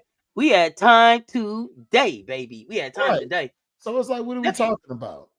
What else you got up for the rest of the day? We're me, Show, Prince, and Key, not Key here. This is the other Key. This is my favorite Key. And B, we're gonna do the finals for the Unrivaled thing tonight. And then we got a new show we're coming out with. It's called Stars Hoop Central and shit. We're gonna do that late night on Mondays. All right. Y'all know what it is over here. And then I got the Patreon coming up this week. Patreon been on fire. Thank you guys for the support, man. We're up to like 62 members now. Man, we on fire over there. We coming up with all stuff. Let's go. So we got rival. I forgot court code. There's no court. Yeah. Sorry, Danae. But it's go court for the dub now. We back focused on the WNBA. But I'm live for Unrivaled for the finals. I'm coming up in about 24 minutes. We're gonna Gamecock it. We're gonna talk about the bracket, the number one overall pick, all of that.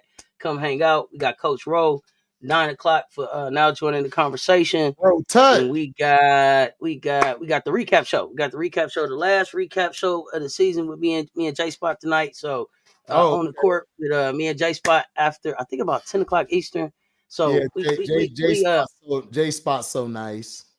Yeah, J Spot good people. So y'all between these two channels, it's something for y'all to check out, man. Y'all support. Yep. Make sure y'all done put the likes on both platforms. Please do.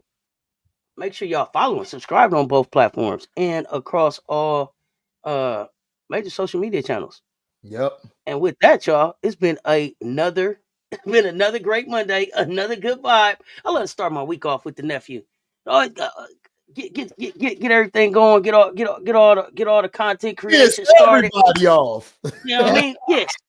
Kick the week off. Kick the week off right. You know what I'm saying?